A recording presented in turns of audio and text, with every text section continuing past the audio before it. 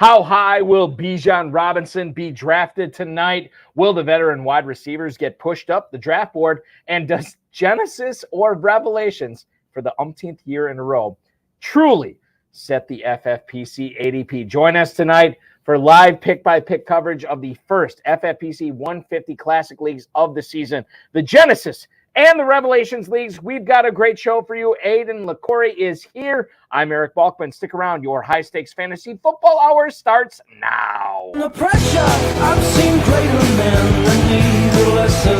Broadcast live and heard around the world, you are now watching the most entertaining hour of radio on the planet. Welcome to the High Stakes Fantasy Football Hour presented by MyFFPC.com with your hosts Eric Balkman and Farrell Elliott. The High Stakes Fantasy Football Hour is your home for analysis from the best players in the world. And now, because no one else was available, here are Eric Balkman and Farrell Elliott. Solace in the scripture, are we not all our father's sons? I became a man, nobody ever told me what a man was.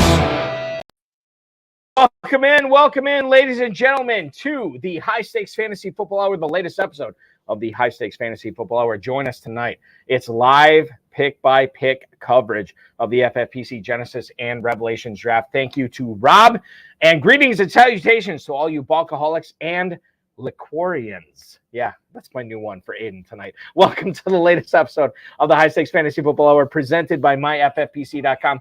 I'm your slightly above average host, Eric Balkman, and my co-host is indeed Aiden LaCorey, the FFPC Media and Marketing Coordinator, filling in for Farrell Elliott, the definitive commissioner of fantasy football and the boss of the KFFSC.com.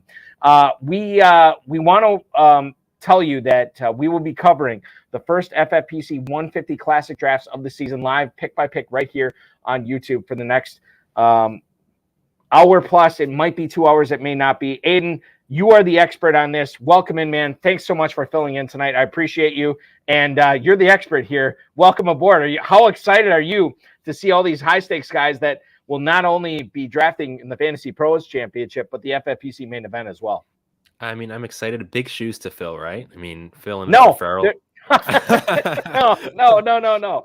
You are the expert for live draft coverage. Yeah, in fact, and I'll give Aiden this plug. Anytime you see live best ball coverage, live main event coverage later in the season, Fantasy Pros Championship coverage, Aiden will normally be guiding the ship. And you are the expert here tonight. You've seen some drafts so far this year. What are you excited to see tonight when we cover these 150 best balls or 150 classics, I should say? I mean, off the bat, I think it's the trendy answer, but Bijan Robinson's going to be the hottest commodity in fantasy all season. I think in the draft season, that is, he's the name. Everyone wants him. We've seen him 101 in some dynasty startups. I think Fantasy Mojo, who's always a great resource for FFPC players, he was posting that even in some classic leagues. I believe in one of the best ball tourneys, he's going 101. He goes at the 106 here. I have him as my RB1 this year. I am an expert in conducting live draft coverage. I wouldn't consider myself an expert. I'm just a guy. In conducting live draft coverage, you are an expert. There we go. But I'm all in on Bijan this year. I love that. But as you said at the start, you mentioned it, these kind of drafts in a way set ADP in some respects. People look to them, and it's always good. I love seeing these early drafts in May. That's still early, right? We think when we do the never too early best ball, we did some of the coverage in March. We see him popping off in late January. Those are crazy to me. May is still crazy. I'm excited to see how the ADP is getting set. Well, and the ADP will get set tonight, no doubt, as we shout out to Tupacker, who is not in any of the Genesis or Revelations drafts tonight. But this is a guy who has always said Revelation sets the ADP, and we've had pushback on that. No, Genesis sets the ADP. We will find out who truly sets the ADP based on what happens tonight. We're going to be live with you for the next 2 hours. We're going to get some interviews from the drafters going on tonight. Some of these drafters are drafting live in both the Genesis and Revelations. More to come on that. Hey, as a reminder, you can win $1 million in the inaugural Fantasy Pros Championship. Just a $350 entry fee at myffpc.com. If you register by June 1st, you will be able to draft by June 15th and then get a free $35 league credit. You want to do that up to 3 times. We will supply you with 3 free $35 league credits to your FFPC account. Dynasty startup drafts, there are a ton popping off tomorrow at myffpc.com. From the $100 level on up to the $5,000 level. We've been doing Dynasty leagues for nearly a decade with the at myffpc.com. Not one of these leagues has ever folded. So if you want to join one of the 1,200, 1,300 league plus drafts at myffpc.com, join now at myffpc.com. No one has ever folded. You can win $1 million in the FFPC main event. You can win $200,000 in the FFPC best ball tournament at just a $125 entry fee. And of course, you can win $50,000 at a $35 entry fee in the Superflex Best Ball Tournament. Plenty of live, slow, and sit-and-go best ball options, all at myffpc.com. So check that out. Once again, myffpc.com. If you're looking for more insight into this, we did the High Stakes Fantasy Football show on the Better Sports Network last night with Pat Fitzmaurice with fantasypros.com. Myself and him chopped it up for 2 hours. You can check that out at the YouTube channel, which you're watching right now, youtube.com/FFPC Fantasy. And of course, if you missed the RotoViz High Stakes Slowdown with 12-time FFPC Dynasty League champion with Brian Valenti, you can watch that youtube.com/FFPC Fantasy. He gave you a lot of great options if you are drafting tomorrow in the FFPC Rookie League drafts. All right, on to Genesis. Now, Genesis and Revelations, I don't want to say it's lost its luster because it hasn't, but these used to be the very first managed leagues that we had with the FFPC dating back to God knows when, more than a decade ago. They have still reigned true, which is why we always broadcast them live here on the FFPC YouTube channel. These are $150 classic live leagues that will be managed throughout the season by all 12 of these drafters. Some of them are drafting both the Genesis and Revelations tonight. We'll get to that later on in the show. But I want to bring you the Genesis coverage tonight. The 2022 reigning champ, Brent Studebaker, which is Stud Dynasty 26er. If you ever see him in any of your drafts, that's who the reigning champion is tonight. He is drafting from the 6 spot, beg your pardon. So we'll give you the live draft coverage. We're about a round and a half behind. We'll get to that in a second. Biplab Mendel is Bipcoin. He is drafting from the 1 spot. Zep Cap. I always got to be careful with Zeb Cap's names. Bips Brown Beaver is drafting from the 2 spot tonight. Suni Philippa, Big TDs in your face, is the 3rd spot tonight. John Terry, AJ is his team now. You know him. He's been on a lot of these podcasts on the FFPC YouTube channel. He is a guy who has won, I don't know, it's bordering around 7 figures at this point. He is drafting 4th tonight. Jake Felice, the Machine, 26er, part of the 26er, the guys who joined that $250 $250 number 26 league with the FFPC. Jake Felice is drafting 5th tonight. Brent Studebaker is the defending champ of the Genesis League. Stud Dynasty, he is drafting 6th. Hudson Kern Reeve, the definitive commissioner. I shouldn't say commissioner, the definitive professor for the Ivy League, drafting 7th tonight. He is Truth Warrior. Rory Almond is now drafting number 8 with Team Vince. Vince Staffolino, a longtime FFPC competitor, VC staff. He is drafting 9th. Andrew Schellenberg, Clutch Like Shelly, who we've had on the show before. He is drafting 10th. He's drafting both in the Genesis and Revelations leagues tonight. Jason Kulaga is drafting 11th, and Matthew Flagger rounding things up. Banks 50 is his team at the 12th spot tonight. Aiden, let's go through the first round. No surprises here. Justin Jefferson goes to Biplab. Then you have Zeb Cap taking Travis Kelce, Jamar Chase at 3, Christian McCaffrey at 4, to John Terry. Again, not a lot of surprises. Tyreek Hill, maybe we can talk about him. Jake Felice taking him at the 5 spot tonight. Brent Studebaker going with Bijan Robinson. He goes at the 106. Hudson Kern Reeve. Jonathan Taylor, the de facto number 1 last year, goes at 107 tonight. Austin Eckler falls to the 108 to Roy Almond. And then A.J. Brown to Vince Staffolino. CeeDee Lamb is Andrew Schellenberger's pick at the 110, followed by Saquon Barkley at the 111. And then Garrett Wilson catching passes from Aaron Rodgers going to Matthew Flagler at the 112 tonight. Let's talk about Tyreek Hill at the 105.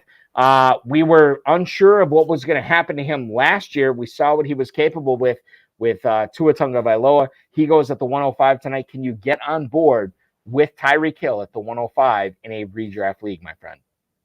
I mean, I think his stats kind of do talking. At 1,707 last year. I'm looking at it here. I mean, nearly 120 receptions. It's also just a complete trust in Mike McDaniel and their staff to develop plays. They get him the ball. I do think the uncertainty with me with Tyreek isn't even necessarily him. It's Tua, right? I think that's a lot of people's. The idea is Tua clearly, there's no concerns with Waddle. They were both able to get the ball. Tyreek's one of those players until I see that he can't, I'm just not going to ever doubt that he's going to decline. And when he's in an innovative offense, as he's been his entire career with both Kansas City and Miami, I'm continuing to trust that. I think we talked about it. Sometimes you try not to overthink things in these early rounds, and I don't think taking Tyreek at the 105 is overthinking. I think it's a little bit. I wouldn't say there's uncertainty, but I think those kind of after, at least in the FFPC, after Jefferson, Jamar, Kelsey, I think you can go a lot of ways starting at the 104, and a lot of them I wouldn't be mad at. So and great points there, Aiden, for sure. According to the ADP data we have at fantasymojo.com, at fantasymojo on Twitter, Darren Armani, the godfather of the FFPC Pros versus Joes contest, Tyreek Hill on average is going at the 105. In fact, he has gone as high as the 103, as low as the 108. Wide receiver 3 behind Jefferson and Chase right now. So we pointed out Tyreek Hill going at the 105. That seems kind of crazy, but maybe not as crazy when we think about it in looking at what he was able to do in 2022 with Tagovailoa, and maybe it makes sense at the 105. Going forward in the second round, Josh Jacobs is the first pick off the board in the second round tonight to Banks 50. That is Matthew Flagler. Kulaga, that's Jason Kulaga, takes Cooper Kupp at the 201. It's a big receiver run here, folks. Stephon Diggs to Andrew Schellenberg. Amon-Ra St. Brown, the 204 to Vince Staffolino, followed by Jalen Waddle, Tyreek Hill's real-life teammate, goes to Bents. That is Roy Almond at the 205 tonight. Devontae Adams to Hudson Kern-Reeve. Then we see Tony Pollard go off the board to the stud dynasty Brent Studebaker, the defending champ of this league, followed by Nick Chubb going to the machine, another fellow 26er, to Jake Felice at the 208. Devontae Smith, A.J. Brown, the guy who went to Vince Staffolino in the first round. Devontae Smith goes off the board at 209 to Bip Lab's Cool Shades, which is John Terry. Always funny stuff there. Kenneth Walker, who is sharing the backfield with Zach Charbonnet, goes to Big TDs in Yo Face. That is Suni Felipa's team. Derrick Henry, a guy who was going in the first round of many FFPC drafts last year, falls to the 211 to Zeb Cap. And then Biplab Mandel pairs Justin Jefferson with Chris Olave. Aiden, a lot to unpack here in the second round. Number one, what do you make of Cooper Kupp falling to the 202, given what he has been able to do in his career with Matthew Stafford with the Rams? The fact that he's been able to fall at 202, man, if he hits his ceiling here, this could be a league-winning pick. You mentioned at the start, you said, first round's pretty normal, and it was, besides a pretty noticeable besides Kupp, yeah. Kupp's been, and I'm looking at the 200K best ball tourney and the Fantasy Pros Championship post-draft ADP. Those are two ADPs. He's going 1.7 and 1.8.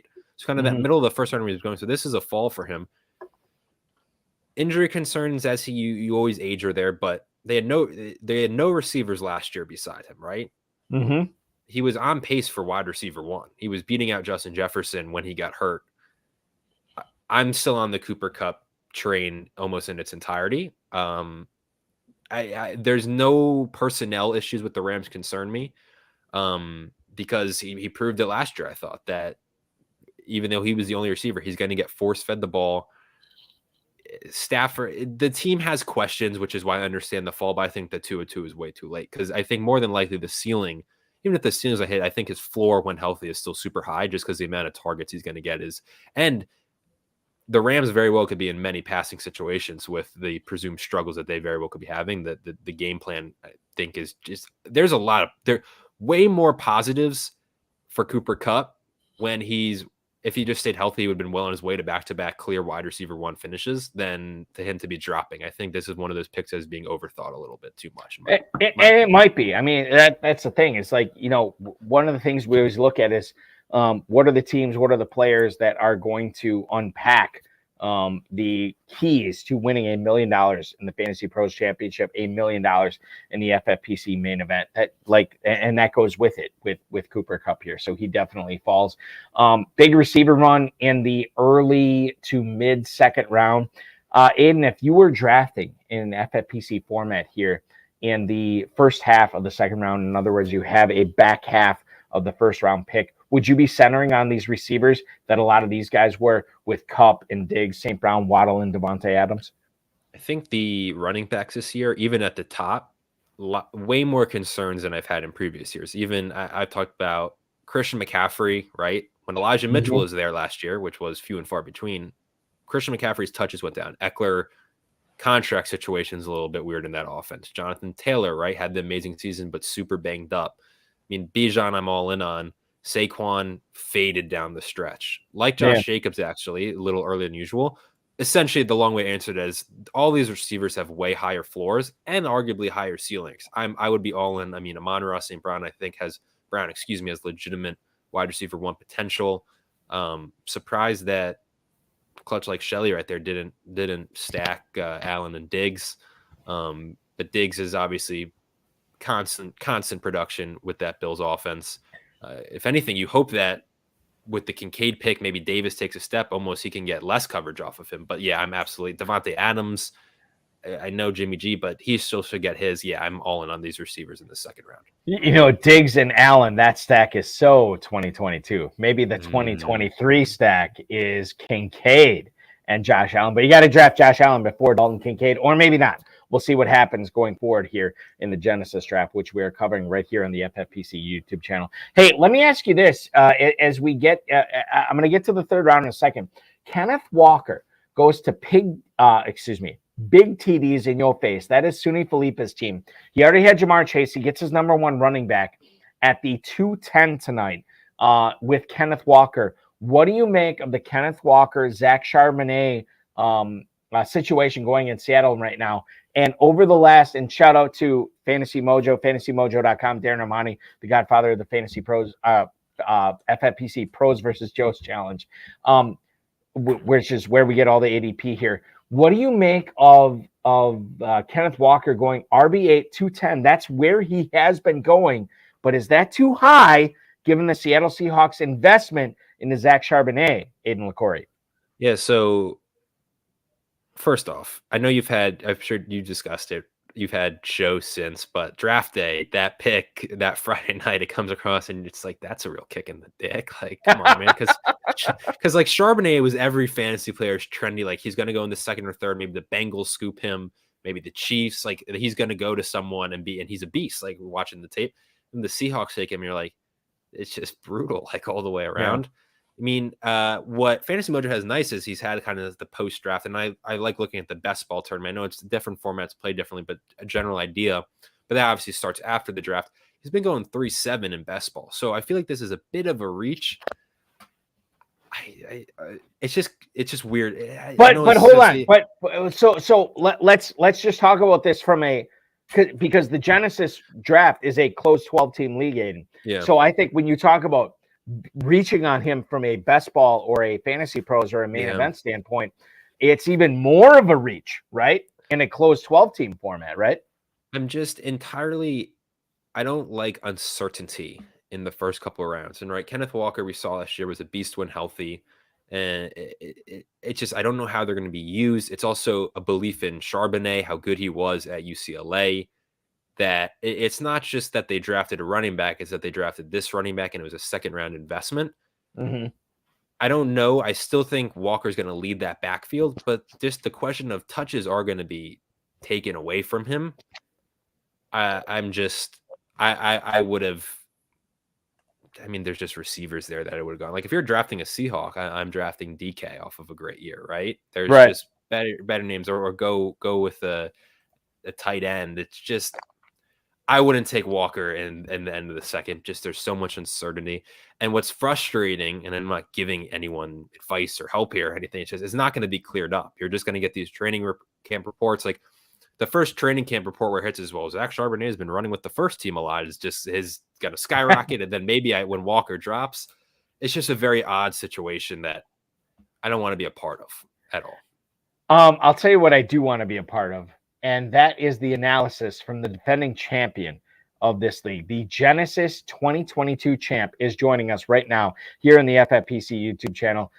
He is the one, the only, the incomparable Brent Studebaker. Brent, welcome aboard. You are drafting from the 6th spot tonight. We are 4 rounds in. How do you rate your team so far, man? With Bijan Robinson, Tony Pollard, ETN, and Deebo Samuel.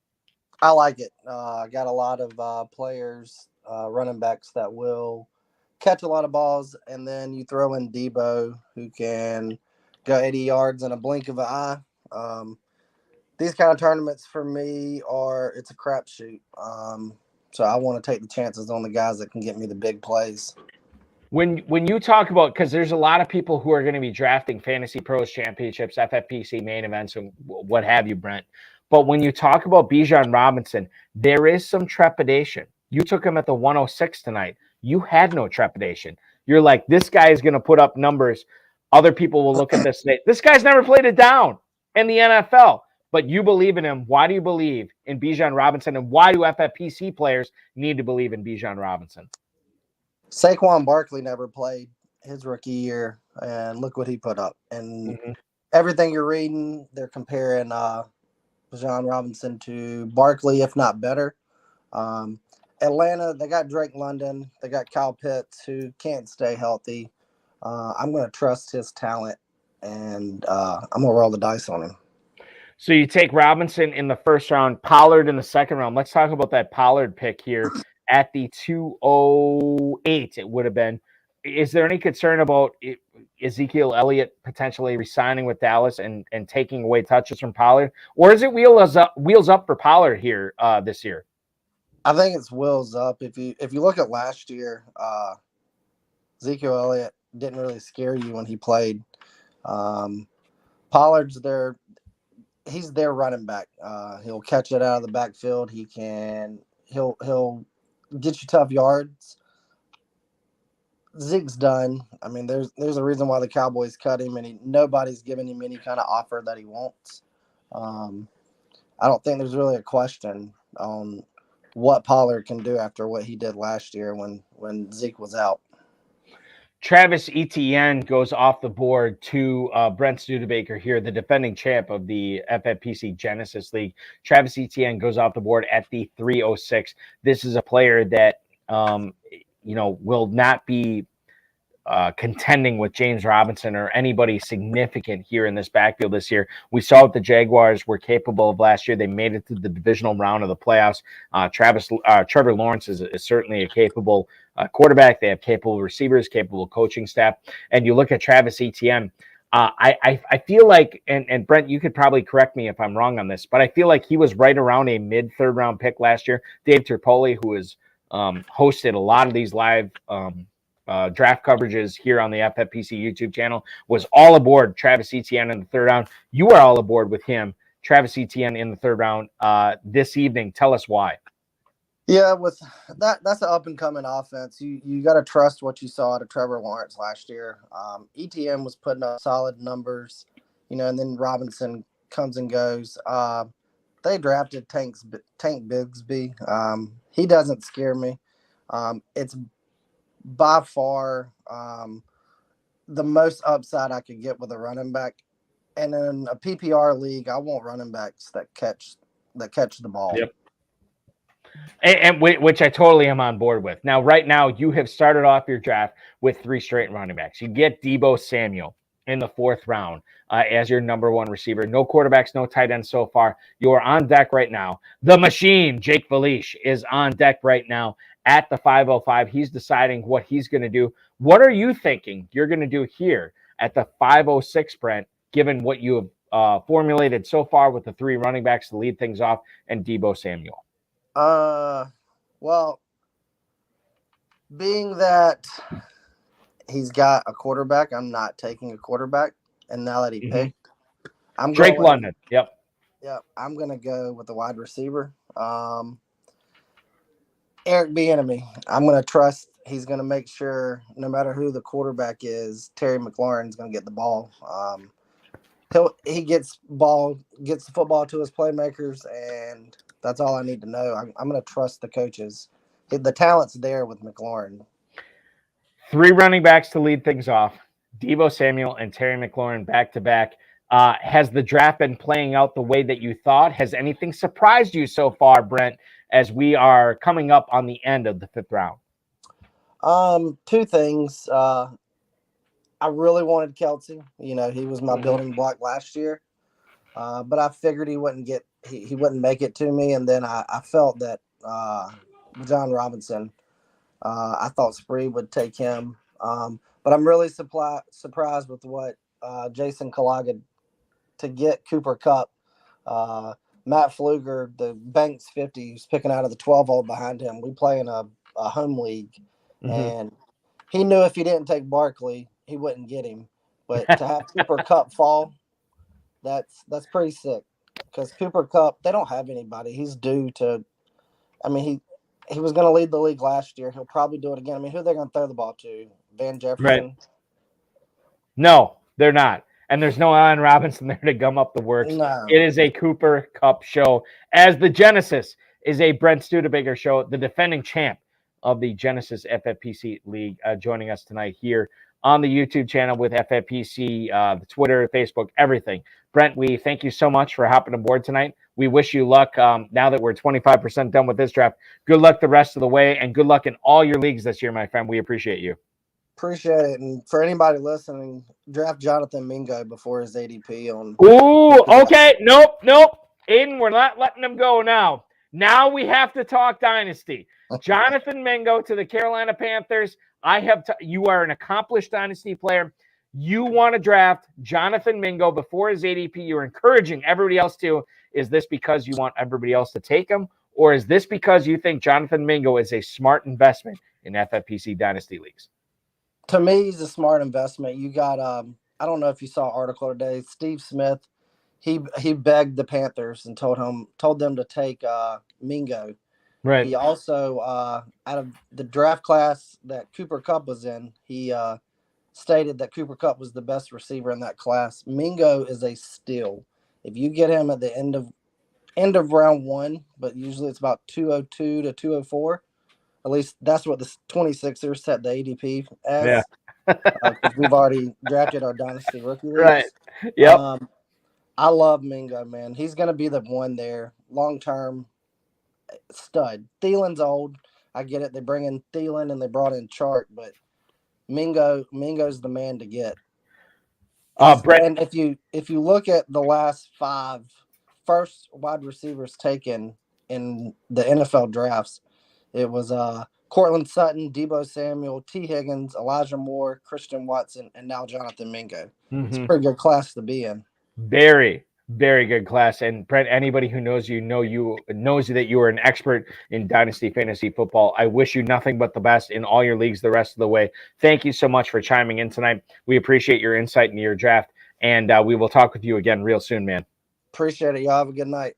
The stud dynasty himself, Brent Studebaker, chiming in from the 6th spot in the FFPC Genesis League. So let's go through the 3rd round here, Aiden. And we had DK Metcalf go to Biplab Mandel at the 301. He starts off his draft with 3 straight receivers. Breece Hall, coming off the ACL, comes off to Bips Brown Beaver. That is Zeb Cap. God, I got to stop reading his full team name tonight, or YouTube is really going to penalize me. That is the 302 pick. Back-to-back tight ends, Mark Andrews and TJ Hawkinson, go off the board to Asuni Felipe and John Terry. T. Higgins is the 15th receiver taken tonight to Jake Felice, Travis Etienne, we already talked about, to Brent Studebaker. Jalen Hurts, the number 1 quarterback off the board in the Genesis draft, to Hudson Kern-Reeve, followed by a bunch of running backs. Najee Harris falls to the 308 to Roy Allman. Then you have Jahmyr Gibbs, the 12th overall pick of the NFL draft, goes tonight to Vince Staffolino in the 9 spot. Ramondre Stevenson from the New England Patriots goes to Andrew Schellenberg. Josh Allen and then Patrick Mahomes wrap up the third round. Josh Allen to Jason Kulaga, and Matthew Flagler takes Patrick Mahomes as his number one quarterback. Let's talk about this for a second. Aiden, are you surprised that the tight ends have fallen? We only saw 3 tight ends go in the first 3 rounds tonight. I can't say I mean, it's always a bit surprising, obviously, with the tight end premium that they fall, but at the same time, maybe there's some worries with Mark Andrews, though. They brought in Zay Flowers. Mm-hmm. But, I mean, he's Lamar's guy. Hawkinson, obviously, I wonder, right? They brought in Addison. I wonder if there's just a little bit of worry with those two, with the first-round rookie receivers, maybe they're just going to lose a little bit touches. So it's always a bit surprising to see these high-powered tight ends fall in a tight end premium. But if I had to chalk it up, I would say it's maybe due to the uncertainty about kind of the targets that they're going to get with some big high-powered additions on the offense. So it's a little bit surprising, but I think it's also understandable. I think they're probably going to – I would assume that both of those guys settle in late second in all formats at some point. You know, Jalen Hurts is basically going right up against Josh Allen in FFPC Fantasy Pros drafts right now, which are going on at myffpc.com. $350 to enter. $1 million is the grand prize. Are you surprised? Almost a half-round split Jalen Hurts and Josh Allen, as well as Patrick Mahomes tonight, with Hurts going in the mid-third and then Allen and Mahomes going at that 3-4 turn. I mean, there's definitely some guys falling that I don't think you would expect, but maybe you can also chalk it up. These are the best of the best drafting. They know what they're doing, right? They understand that they can wait a bit. They know this draft room. I mean, Hurts is a beast. That's a great pick. He's and I mean, I know it's small, but pairing up with Swift too. Hurts is, I think, the clear QB1. But no, between that round 3 was interesting because you see that with the 2 tight ends and the 3 quarterbacks, those are 5 names right there. You probably would have expected to see a little bit earlier. And 2 wide receivers off the board in the 3rd round. That was it. Let's get into the 4th round here. Isaiah Pacheco leads things off to Matthew Flagler at the 401. Aaron Jones, I continue to say this guy is falling way too much. 402, Jason Kulaga takes him there as his second running back. Kyle Pitts is Andrew Schellenberg's number 1 tight end at the 403, followed by Amari Cooper to Staffolino. Joe Burrow goes off the board to Roy Allman, and then George Kittle, the number 1 tight end, and the 5th tight end off the board to Hudson Kern-Reed. Deebo Samuel, Kittle's real-life teammate, goes to Brent Studebaker. Justin Fields, 5th quarterback off the board to the machine. That is Jake Felice here at the 408. Keenan Allen off the board, wide receiver 18 to John Terry. And then you have Lamar Jackson, the newly signed Baltimore Ravens quarterback, is the 3rd to last pick of the 4th round. DeAndre Hopkins is the number 1 receiver drafted by Zebcap, and then Dallas Goedert off the board in the 4th round tonight. Tight end number 6 to Biplab Mandel. The quarterbacks are being pushed up. In fact, we have Henry Muto, a longtime super accomplished FFPC high-stakes player, saying, sad to see the quarterbacks going so high. Was sure nice getting Mahomes round 5, Burrow round 7, Hurts round 8 last year. Aiden, we're seeing this year. The fact that the elite quarterbacks performed last year and the non-elite quarterbacks didn't, it's pushing these quarterbacks up, man. Yeah, I mean, in some ways, right, you look at it, in some drafts you're seeing them go even higher, right? Like you're talking about last year was the 5th. Sometimes you're seeing this end of the 2nd, those teams are targeting because obviously on that turn, they're not going to be there for a while. I think it's worth it because I think that there's a clear split, right, between if you have an elite quarterback or you don't. Justin Fields kind of saved some people later because he started off so poorly, but then he came on late. But besides that, there was no one on the waivers who kind of became a really, really good fantasy quarterback other than maybe Daniel Jones, but he was hit or miss. It was pretty much the guys who we said these guys are going to be studs were studs, and then no one else kind of emerged. I do like some kind of, not darts, but some later guys. Like Tua can stay healthy. Who knows if that will ever happen, but like he could very well get in there. But yeah, I think the quarterback value, it's almost like having, if you have one of the studs, it's like a QB premium almost. You just kind of almost need to have one, it feels like. And I think that's my point here, because I have always been waiting on quarterbacks. And I think based on how the elite guys performed last year and how the mid to Fairland guys did not perform, I almost think there's going to be a premium put on elite quarterbacks this year, which is why we're seeing, again, guys who are going to be drafting for $1 million, not only in the Fantasy Pros Championship at the FFPC main event, we're seeing 6 quarterbacks go off the board in the 4th round. We did not see that last year. The elite guys are pushing them up, and that's what we're seeing tonight. Now, as we get into the 5th round, we have no quarterbacks going off the board. Biplab Mandel, who had the first pick tonight, finally gets his number 1 running back tonight to pair with his 3 receivers and tight ends. He gets Dalvin Cook at the 501. Michael Pittman is the number 2 receiver drafted by Zeb Cap. Damian Pierce off the board, the number 2 running back for SUNY Felipe to pair with Kenneth Moore. And then we're seeing Kenneth Walker, beg your pardon. And then we're seeing a bunch of receivers off the board. DJ Moore to John Terry. Drake London off the board to Jake Felice, and then Terry McLaurin to Brent Studebaker. DeAndre Swift, the new Philadelphia Eagles running back, goes off the board to Hudson Kern-Reeve to pair with Jonathan Taylor in his backfield. Jerry Jeudy from the Broncos goes to Roy Almond at the 508. Christian Watson to Vince Staffolino at the 509, followed by Rashad White and J.K. Dobbins in back-to-back picks to Andrew Schellenberg and Jason Kalaga at the 510 and 511, respectively. Calvin Ridley, the receiver for the Jacksonville Jaguars, is the number 2 receiver drafted by Matthew Flagger, Banks 50. That's at the 512. So there's a lot to unpack in this round. And I want to go through this as best I can. I'm going to kick things off with Michael Pittman at the 502, catching passes from Anthony Richardson, Aiden LaCorey. What do you think about Pittman as an early 5th round pick, knowing that he's not catching passes from Matt Ryan, not from Carson Wentz, not from any accomplished quarterback? It's going to be from Anthony Richardson. Yep, that's a no from me there, Balky. Just stay. No, it's just Pittman was the breakout third-year receiver for me last year. Kind of burned me. I mean, he had his moments. I mean, it's just that I'm not touching that Colts passing game. Love Josh Downs. Alec Pierce surprised me. I thought he was going to be rough. He had moments. I think by the end of the year, you'll even question if Pittman very well could be. I'm not going to say 3, but it wouldn't surprise me if one of Pierce or Downs outperforms him. I just don't think that passing attack's going to be good. Okay. Yeah.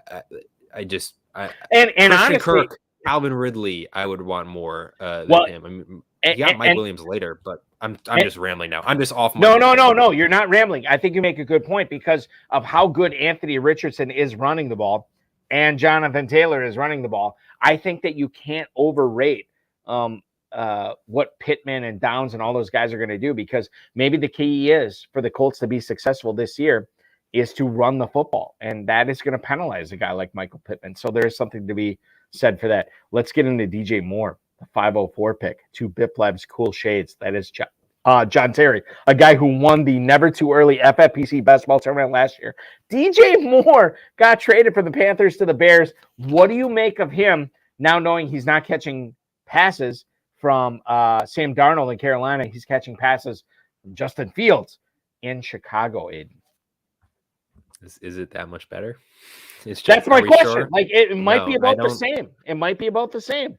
I mean, the issue was in previous years, DJ Moore was always pretty consistent regardless of the quarterback play. Last year, he finished, I believe, something along the lines of wide receiver mid-20s, right? But that was elevated by a couple of super boom games that he had. A couple of multi-touchdown games. It wasn't as consistent across the board, right? You're trying to sometimes look for a consistency over just those explosive weeks followed by a couple of duds.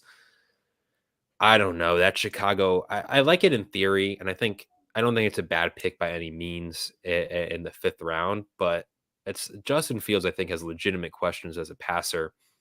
It wasn't as though he was completely devoid of weapons, right? Cole Kmet kind of establishes himself as a solid tight end. I mean, Darnell Mooney, I know, is hurt at the back half, but Darnell Mooney did nothing because of Fields' struggles at the start of the year. Right. Yep. So it's just one of those things.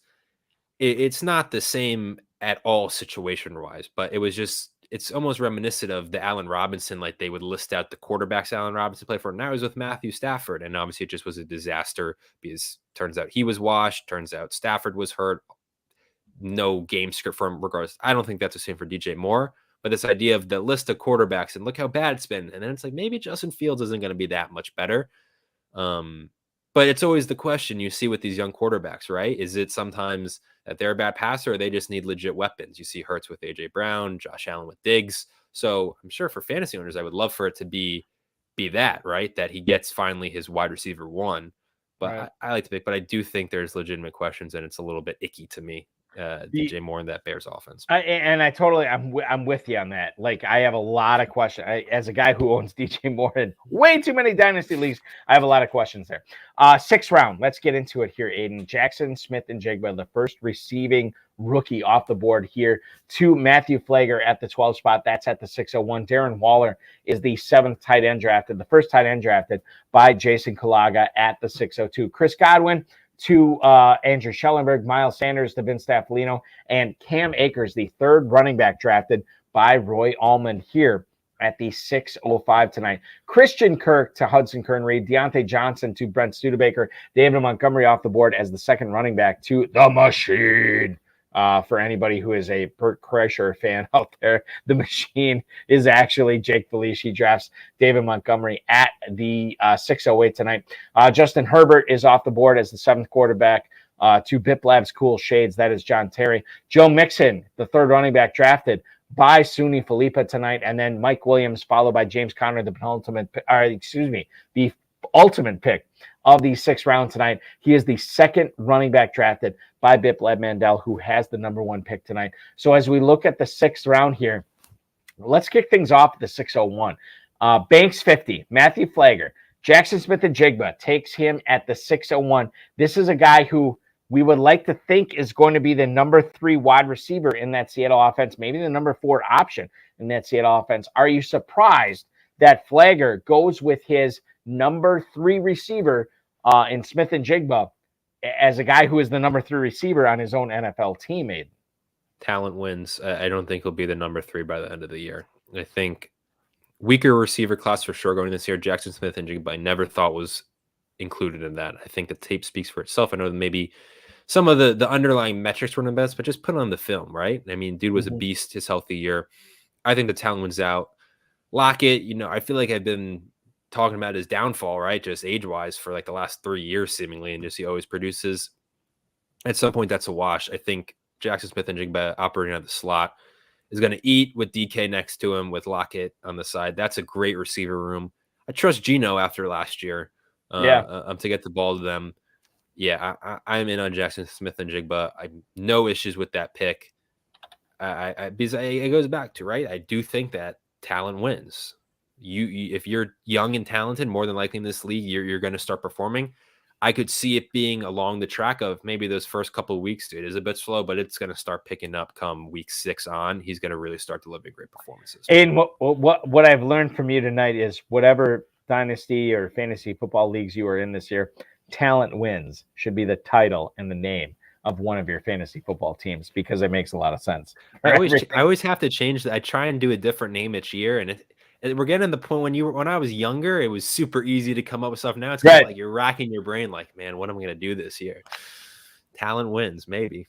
Talent wins is good. Talent wins is very good. Feels like a team that's destined to go to the loser bracket. Yeah, like how many losers have ever been named Talent Wins have ever not come up short? Like, it doesn't happen. So I think there's a lot to like there. Getting through the 6th round, what do you make of David Montgomery to the Machine here? Jake Felice taking him as his number 2 running back, knowing the draft capital that the Lions have sunk into Jahmyr Gibbs. What do you make of Jake Felice making David Montgomery his number 2 running back, the 25th overall running back selected tonight? I'm gonna flip the question on you real quick. Are you excited for the Machine movie coming out later this month? What's the Machine movie? I don't know what that is. You can't be dropping these references. Is it Bert Kreischer? Is that a Machine Kreischer? It's a obviously the Machine story, and it's 20 years later. The Russian mafia comes back, kidnaps him. What? I didn't know this was a thing. Yeah, go watch it. Fantastic. Mark Hamill's playing his dad. So this is a scripted thing. No, it's like a legit movie, I know, but it's a scripted movie. This is not. Yeah. I'm blown away at this point. I had no idea this was a thing. Now I'm very excited for it. Do you know what the title of it is? No. The Machine. Well, but the Machine was his stand-up. And that's the name of the movie. If I was Bert Kreischer's PR, I would never have allowed the name of the movie. It should be The Machine Returns or The Machine Part 2 Electric Boogaloo or something like that. You got to have something that separates you from the actual stand-up that you did for Netflix. Yeah, I love Bert Kreischer. I think, in fact, Bert Kreischer was just actually in my neck of the woods here a couple of weeks ago, where he took his shirt off and partied at a bar after his show for like 4 or 5 hours. That's not the point. Let's what were we talking about again? I don't remember. I like David Montgomery. I think was the point. I asked you about him. The fact that he was the second running back drafted by the machine, the 26er, Brent Studebaker. Hate it. To be honest. You hate it. Why do you hate it? Well, you're getting in the running back dead zone. But if you're look, Mixon and Connor, don't love them, but David Montgomery's capped, right? I mean, with what they invested with Gibbs. That's the thing. It's like with all the they invested the 12th overall pick into Jahmyr Gibbs. Say what you will about Gibbs, say what you will about Montgomery, but it pales in comparison to what the Lions think about both those players. I think there's the Jamal Williams factor where people are just so convinced, well, they're like it's just they're gonna be 2 running backs viable. And I just don't see it happening. And some of that was because Swift was hurt, banged up, and they hated Swift. I just don't see Montgomery as running back 25 being able to at all meet that capital. That I don't know what I just said there, that draft capital. And I just go back to not sexy at all. They have issues. Who's in Arizona's backfield? Who's in Arizona? Oh my God, that is a great point to bring up because like the backup there, it's like there's nobody there. And the fact that Bipleb Mandel is able to get James Conner as his number 2 running back from the 1 spot at the 6-12 tonight, I think is highway robbery. It is grand theft or grand draft auto. Like to get him to like think about this and I know Dalvin Cook with Alexander Madison, like it is what it is. But the fact that he is able to soak a 5th round and a 6th round pick to get his number 1 and his number 2 running back after pounding the receivers and pounding and getting Dallas Goedert as his number 1 tight end, I think this is a great draft from Bipleb Mandel, who, by the way, is a very big-time expert into these type of drafts. So kudos to Bipleb Mandel here to get James Conner in the 6th round. I love it. What do you make of this? Mixon sucks. Well, I don't deny that, but no one's there. Cincinnati didn't do anything. Right. He's going to get touches in a high-powered offense. It's better than David Montgomery. I don't want to touch on the Bengals running back situation too much in the first hour tonight. I want to touch on it in the second hour when we get to Revelations because I think you make a very good point here. What do you make of this big-time receiver run in the 7th round, Aiden? We have a situation where the first 8 picks, 7 of them are receivers. Mike Evans, Tyler Lockett, George Pickens, Marquise Brown, Kadarius Toney, Treylon Burks, Evan Engram is the tight end, and then Brandon Ayuk. I will ask the question I normally ask of Dave the Dizzle Gerzak, Farrell Elliott, the definitive commissioner of fantasy football, of all these receivers that were picked in the 7th round of the Genesis draft tonight. Which one is your favorite selection? Is it Evans? Is it Lockett? Is it Pickens from the Steelers going to Suni Philippa at the 7:03 tonight? Marquise Brown, Kadarius Toney catching passes from Patrick Mahomes. The machine takes him. Jake Felice at the 7:05. Treylon Burks. And then you have Brandon Ayuk going off at the 7:08 to Roy Allman. Which one is your favorite selection, receiver selection of the 7th round, my friend? It's the funniest mix of receivers because you have just the lowest ceiling old guys, Evans, Lockett, and then you have the ultimate wild card. I'm going to say an answer knowing it's going to be completely wrong, which I think is how everyone feels drafting Kadarius Toney. You never know. You know it's destined to not work out. It's Kadarius Toney. But you don't know that. You don't know that. You can speculate that it might be that, but you don't know that. I mean, it's just he's the wide receiver 1. Obviously, Kelsey is, but he's the main wide receiver in Kansas City. They love him there. They used him. Talent is off the charts. Yeah, injury prone as just beyond injury prone. It's a different ailment every week, but I think the upside is unbelievable in the case that he stays even like 75% healthy for the year. Right. And every other guy, Marquise Brown, Hopkins seems like he's coming back. Don't trust who's thrown to him. Lockett, I said, and Evans both scare me age-wise. Evans, obviously, I don't trust Baker Mayfield, let alone Godwin's also there. Right. Burks, don't trust that Tennessee offense, and he struggled last year. I do like Ayuk a lot, but obviously with Purdy, he wasn't as good. I think people are just assuming he's going to be Purdy's the starter.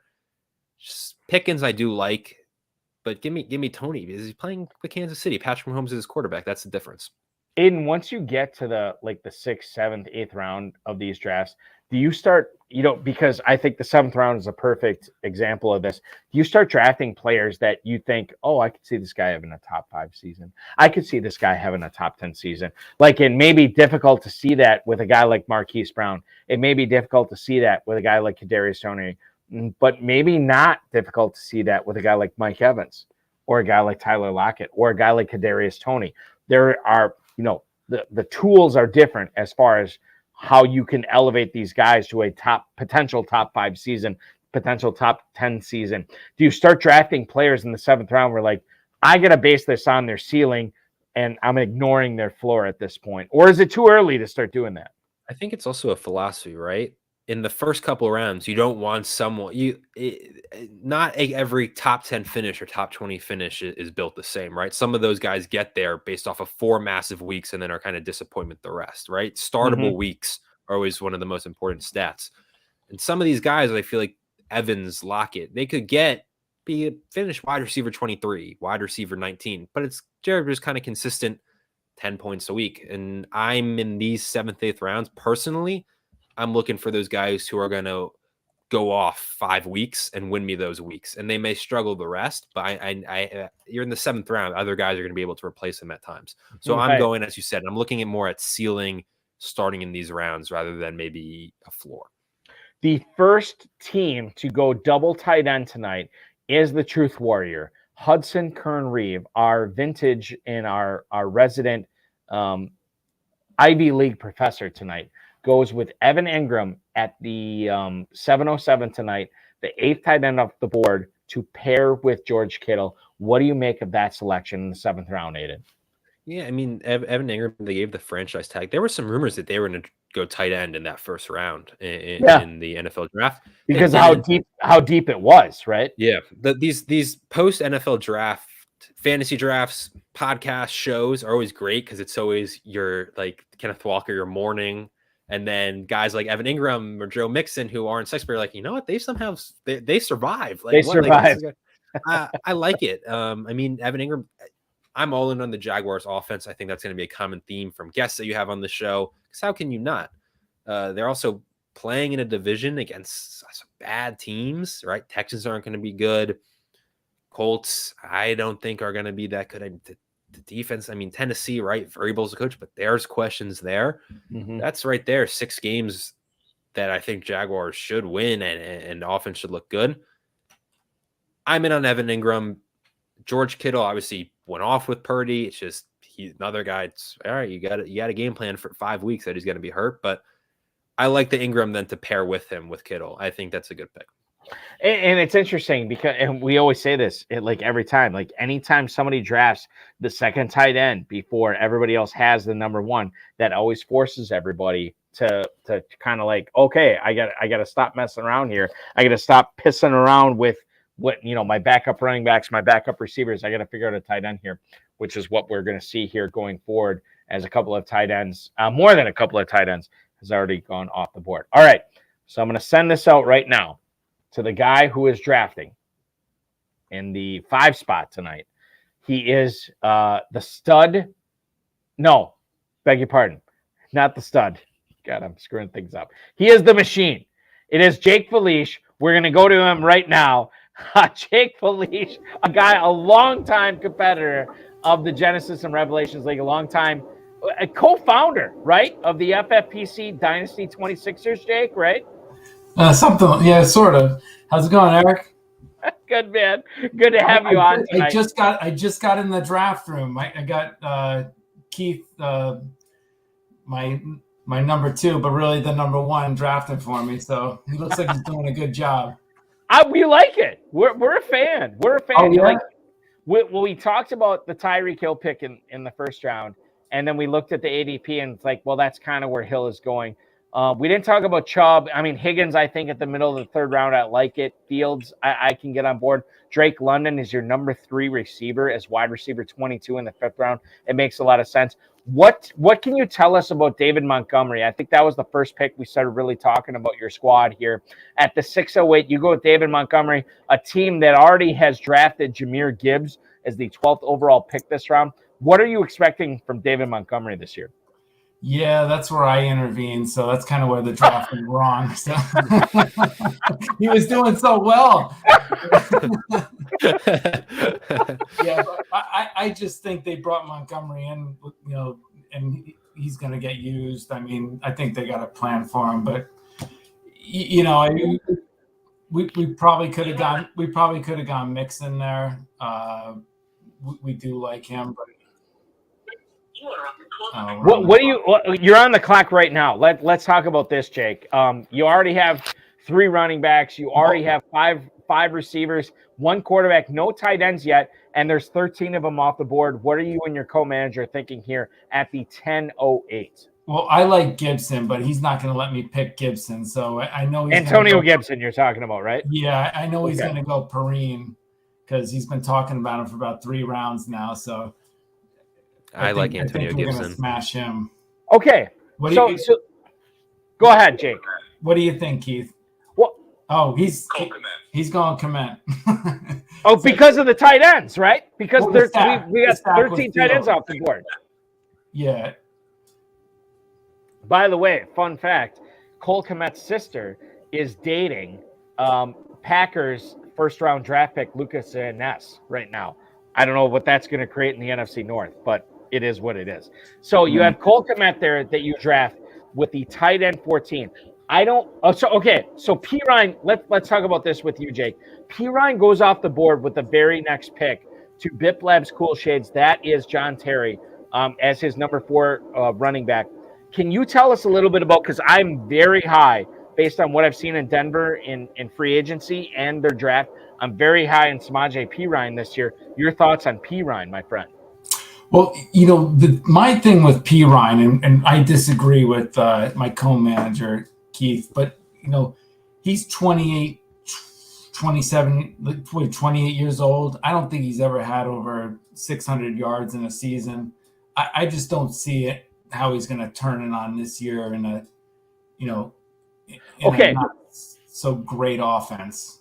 Jake, I'm going to interrupt you right there because I happen to be a Samaje Perine stan, so I'm going to throw this at you.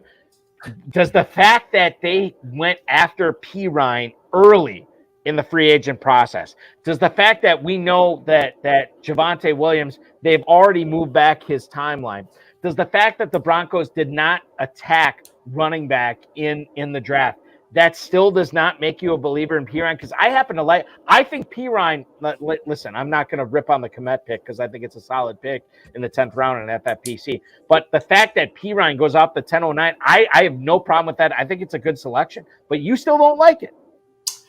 I'm not a fan. I just think he's going to be like one of these guys, like, that's kind of hyped up all year. And then even with the opportunity, that's your point. Like, this guy could still get the opportunity, the touches, and he's still going to let people down. Yeah, I just don't see it. I mean, I just don't see how all of a sudden at 28, he's going to have a breakout year. I mean, I might be wrong, but, I'm just not, he's just not a guy for me this year. And that's fair, right? Because like when you're drafting like 7, 8, 9, 10, 11, like you're looking for league winners. And while Perine has the opportunity, I totally respect anybody. And by the way, Jake, you've accomplished a lot more than me in high stakes fantasy football. But I totally respect that because I can see him having the opportunity, but still letting people down, which is I think what you're alluding to here. Okay, now we are coming up on your 11th round pick here. You have a quarterback in Justin Fields. You have Cole Kmet. You got the hookup, right? The Bears hookup. God bless you. You get Fields and Kmet here. And you also have 3 running backs. You got 5 receivers off the board. Quite frankly, this is the situation a lot of high-stakes owners are looking at right now. This is what they want to be in. They don't have to draft a wide receiver. They don't have to draft a running back. They don't feel like they have to draft a quarterback or even a backup tight end, or maybe you think you're going to draft a backup tight end here with 15 of them off the board. Chiga Kwanko going to Biplab Mandel here at the 11:01 tonight. Can you tell us what you and your co-manager are thinking as you are in the hole here at 11:05 tonight? I mean, we have so many tight end targets late. It's not even funny. So I gotta defer to the brains of the operation, but I think we'll probably hammer a wide receiver here. Even though you already have 5. Yeah, I mean, just what are you thinking, Keith? I mean, Keith on speakerphone here. Oh, what boy. Here we go. You're on the clock now. Sky Moore goes off the board at the 11:04. Mitchell or Bateman? I'm good either way. Yeah. I'm good with Bateman. Yeah. Mitchell. Wheels up, baby. Lamar Jackson's throwing for 6,000 yards this year. There's nothing wrong with their shot here at the 11:05. That's what we want. Yeah. I'm good with Bateman. I mean, he's talented. I mean, he's just got to. I think he's just got to put it all together, and that offense should be good. So it's we like to pick players in good offenses like everybody else. Right. So that kind of fits the mold. You're looking at what should be the number one wide receiver in Baltimore on what should be a high-powered offense. You're getting the number one wide receiver as wide receiver 53 at the 11:05 tonight. Jake Felice, we certainly thank you for your insight and good luck to you, not only in this draft, but all your drafts going forward, man. We appreciate it, dude. Thanks, Eric. Thanks, Aiden. That is Jake Felice, the original 26er right now. So here's what I'm going to do, Aiden, and this is going to require a little dancing. Like I'm gonna fire the 6 gun at your feet right now. I want you to dance. What I'm gonna do is I'm gonna switch, because we're at the top of the hour. I want to switch from the Genesis draft to the Revelations draft. Perhaps you can tell everybody what's going on, not only with the Fantasy Pros Championship, but FFPC Dynasty Leagues and maybe the FFPC main event as well. Yeah. So I'll start with that. Fantasy Pros Championship, $350 entry. Now $1 million grand prize, early bird entry. If you register by June 1st, draft by June 15th, you get a free $35 FFPC credit. So I'd recommend getting onto that right now. Over $6 million in prizes. We're very happy with the $2 million grand prizes. Your other one now is the FFPC main event, $1 million grand prize, our flagship contest. Right now, early bird deadline is May 31st. That deal, you save $100 on your first team and then $400 on each additional team after that. Dynasty startup leagues are forming now at myffpc.com. Leagues starting at $100. We have standard, best ball, super flex, all the options for any Dynasty fan. We have them there at myffpc.com. The FFPC Best Ball Tournament is back, a $200,000 grand prize, over $1.2 million in prizes. That's just 125 entry. Drafts are drafting now. And then, of course, the Superflex Best Ball Tournament is back for another year. $50,000 grand prize, $360,000 in the total prize pool. And then with all of these drafts are going off daily in those leagues. So hop in now. I think Balky's back. So I think I covered it, Balky. You did. Tell me if I did it right. I think fantastic. I did a good job. Fantastic. Great job. And by the way, like, hats off to the Revelations draft, because my God, you guys are crushing. It's once again flying. Where is Tupacker? Because this is the guy that always said, oh, not only Revelations sets the ADP, but they always are cooking along as fast as possible with these picks tonight. So we will do our best to bring you everything that's going on in the Revelations draft here as we switch to that draft, going into hour number 2 of the High Stakes Fantasy Football Hour live draft coverage tonight.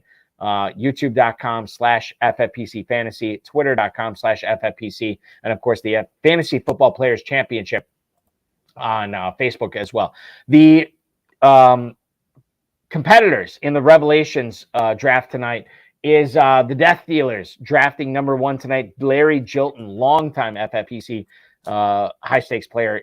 His Rednecks are drafting number 2. Andrew Schellenberg drafting in both leagues tonight. We always appreciate that. Drafting in Genesis and Revelations. He's picking 10th in Genesis. He's picking 3 in Revelations tonight. Kevin Bassiker, Kobe's crew, drafting from the 4th tonight. Kill them all. That is Tommy Jones. No, not Tommy Lee Jones. Different Tommy Jones, hitting number 5 tonight. John David, the defending champ of the FFPC Revelations draft, at JD Goat District on Twitter. You follow him there. And of course, all the great content that they have at the Goat District. He is drafting 6th tonight. Bipcoin, who is drafting number 1 in the Genesis draft. Biplab Mandel drafting 7th here.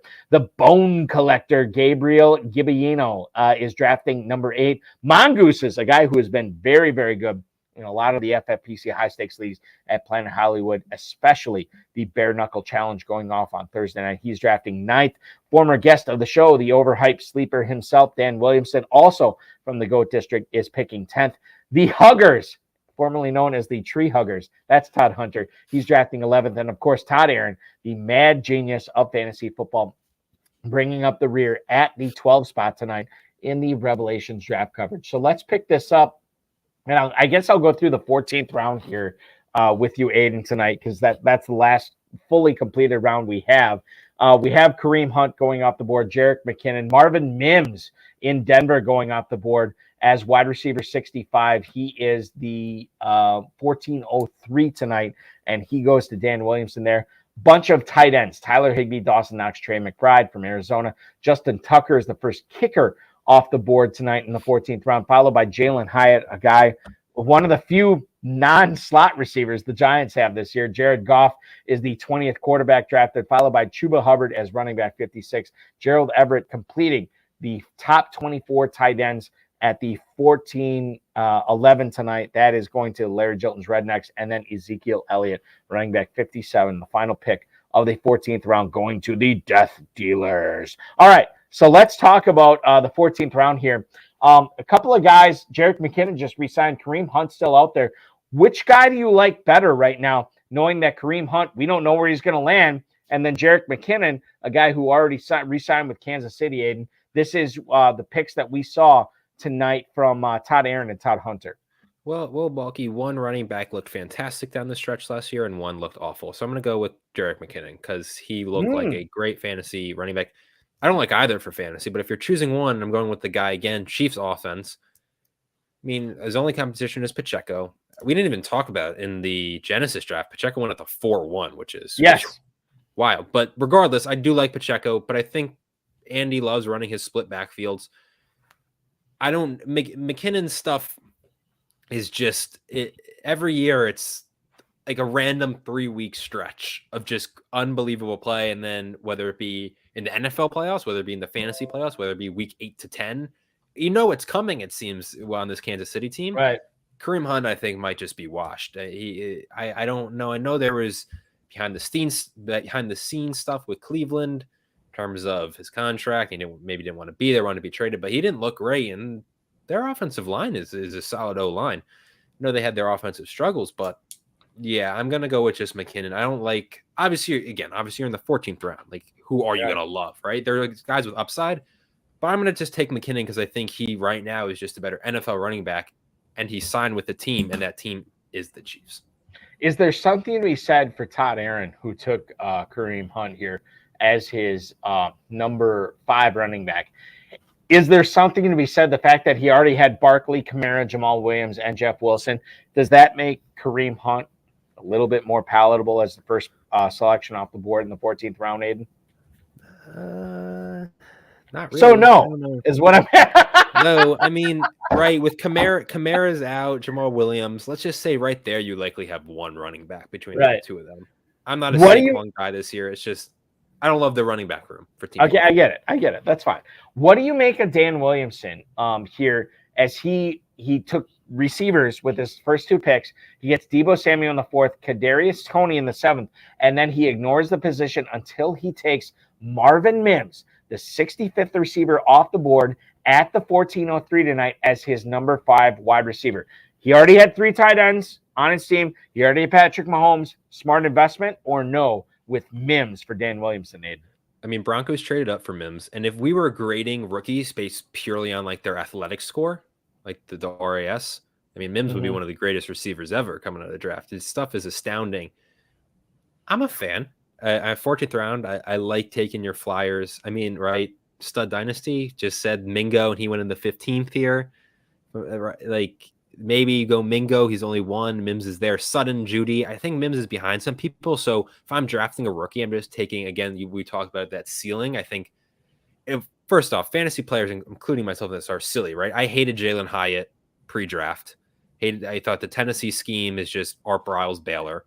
I still hate him for what it's worth. I still hate Jalen Hyatt. I do, right? And then I see a video of him talking to the Cowboys coach, and it's all kind of like, Coach, what I'm in. And he's like hyping up his route. And I watch that video. I'm like, you know what? maybe this guy won't be bad. Oh, And just you're drinking that volunteer Kool-Aid. Yeah. Oh my God. And let me tell you, I'm trying to tell myself, like, I'm on these live shows. I can't let these training camp videos affect me. But also with Hyatt, it goes back to, I think of all the places to go, I don't think he's great. I like Cedric Tillman more out of Tennessee. But again, that wide receiver room is weak. Look what Brian Dabble does with his receivers, right? Look what he made Isaiah Hodgins. And Hyatt's speed is like, maybe he has a Will Fuller trajectory, right? A couple of good years. I don't know. But I like Mims a lot, but I just don't know if the fit right. Russell Wilson also stinks, right? Beyond that. So it's just last year he did. You're giving up on him. That's what I'm hearing. You're Mr. done? Unlimited. Yeah, So he's Mr. Limited. Mr. Limited in 2023. Okay. Yeah. Not disagreeing with you. I like Marvin Mims, the player, and the idea of Marvin Mims. I just think that if you're going with like an upside rookie, there was rookies where I think the fit better helps them in year one. Okay. But then again, I mean, you go back to Sutton's been they've kind of quelled those, but still the trade rumors I think are going to be whirling around Sutton for a while. I like Judy, but yeah, it's partly also, I'm sure Terp, if he was on overseas, when you get burned by an offense, like I'm sure so many people did with Denver's offense last year, it's just kind of hard to go back. So again, you're in the 14th round. I like the pick. I think I would have gone Mingo for sure. And I'm talking myself into Hyatt, even though I know I shouldn't. Well, the great thing about Jalen Hyatt is like he's the only receiver on that team that's not a third down slot possession receiver. The issue that's all they got. He knows two routes. It's a go route. But that's fine. Route. That might be all he needs to know for the Giants this year because they got all these guys that are running all these underneath stuff. Like, you know what I mean? Like they're I don't know about Fantasy Pros, which is what we're doing right now with not Fantasy Pros, but we're talking about managed teams, 20 round drafts. This is not best ball. There is something to be said for players that you're going to have to sub in and out. And I don't know if Jalen Hyatt's the guy I want to sub in and out. I just want to leave him in there as far as a best ball team. And when he hits that, 3 catches for 110 yards and 2 touchdowns, he's in my lineup. But way better best ball player. Exactly. When he has the 1 for 18 and no touchdowns, I don't want him anywhere near my lineup. That's the thing when we get to that. Round 15 here in the Revelations, former Wisconsin Badger Jake Ferguson goes at the 15:01 tonight to the Death Dealers. The Philadelphia Eagles is the first defense off the board. He goes to Larry Jilton, or they go to Larry Jilton, the Rednecks, at the 15:02. You just mentioned Jonathan Mingo, followed by Tyler Boyd, the grizzled veteran, tonight going to Kevin Bassiker. That's Kobe's crew. Devin Singletary, the new Houston Texans running back, off the board at 15:05 tonight to kill them all. That's Tommy Jones. Dallas defense, the second defense off the board, followed by a bevy of running backs here, starting with Bipleb Mandel taking Chase Brown. Zach Evans off the board to Gabriel Gibellino, the bone collector, and then Raheem Mostert to Michael Zuka's Mongooses after that. The Niners defense followed by Alec Pierce and Romeo Doubs, a pair of receivers to end it. Todd Hunter and Todd Aaron. Do you have a feeling on those last 2 receivers drafted in the 15th round here, Aiden? Alec Pierce goes off the board as the number 6 receiver to Todd Hunter, and Romeo Doubs goes off the board as the number 5 receiver to Todd Aaron, the mad genius of fantasy football. Is one of these guys better than the other in a managed league like the Revelations contest? I mean, has Tank Dell been drafted? I don't see Tank Dell. I think Nathan Dell. Yeah, I know Tank Bigsby. Is Nathan Dell's nickname Tank? Yeah, I should know this. Okay. I don't see him off the board yet. No, I think Tank Dell passes Nico Collins by the end of the year. I don't know if I don't really. What now? Why is that? Why do you see that happening? Just because I've been drinking Tank Dell Kool-Aid and just all this. I mean, he was at every level he played at, he's been a beast, and it just kind of was that Houston's just bad. That's a bad team. That's why I hated the Will Anderson trade up. I think they should have gone Anderson at 2 because they're giving away their own first-round pick. That's going to be a top 5 pick. I like Zay Jones. I literally what we said for Hyatt, which I feel like applies to a lot of these guys this late, is I think Zay Jones is a better best ball player because there's going to be some weeks I think he does explode because, again, it goes back to what we said earlier in the show about Jacksonville's offense. but I do like Zay Jones. I do think a lot of Jaguars are going to have value, and he's one of them. I think he had a great connection with Trevor Lawrence. We saw what he did at the end of the season for them, although he did kind of bagel in the playoffs. Yeah. But Romeo Dobbs, I mean, Jaden Reed here went in the 12th round. I'm seeing you would know more about Dobbs. So my answer, I think, is Zay Jones. But Dobbs, there's like talks that Reed, Watson, there's Musgrave, people. There's a lot of people who love Musgraves in the pre-draft. That Dobbs might be kind of a one-hit wonder in terms of the preseason hype. I am going to let my guard down here. I do a local Northeast Wisconsin radio show here, and I've been pretty buttoned up about this topic. I'm going to let my guard down here. I'm going to shed all my armor. I'm going to shed everything that I have believed about the Packers receivers. Aiden, I'm going to tell you right now, I am scared to death about the receiver and tight end depth in Green Bay right now. It's fine if you want to roll with all these rookies, which historically I think is the youngest receiver core in the NFL history that the Packers are rolling out this year. Not to mention a super young tight end core, and you're having Jordan Love in his first year. Hey, this could be great. You know, the fact that they all grow up together, I'm not betting on it. I think now that I've seen what the Packers' plans are, I think 2023 is going to be a rebuilding year for Green Bay, no question. And if you want to take stabs on Watson and, well, maybe not Watson, because I think he's going to be all right. But if you want to take stabs at Dobbs and Jaden Reed and Luke Musgrave late in drafts, hey, more power to you. Maybe it works out, but I think it probably doesn't. And I'm scared to death about what the Packers are doing right now. So that's my feelings on the Packers receivers. Dobbs could work out. Reed could work out. You want to guess which one is going to work out? I don't. For a managed league like this, no, thank you.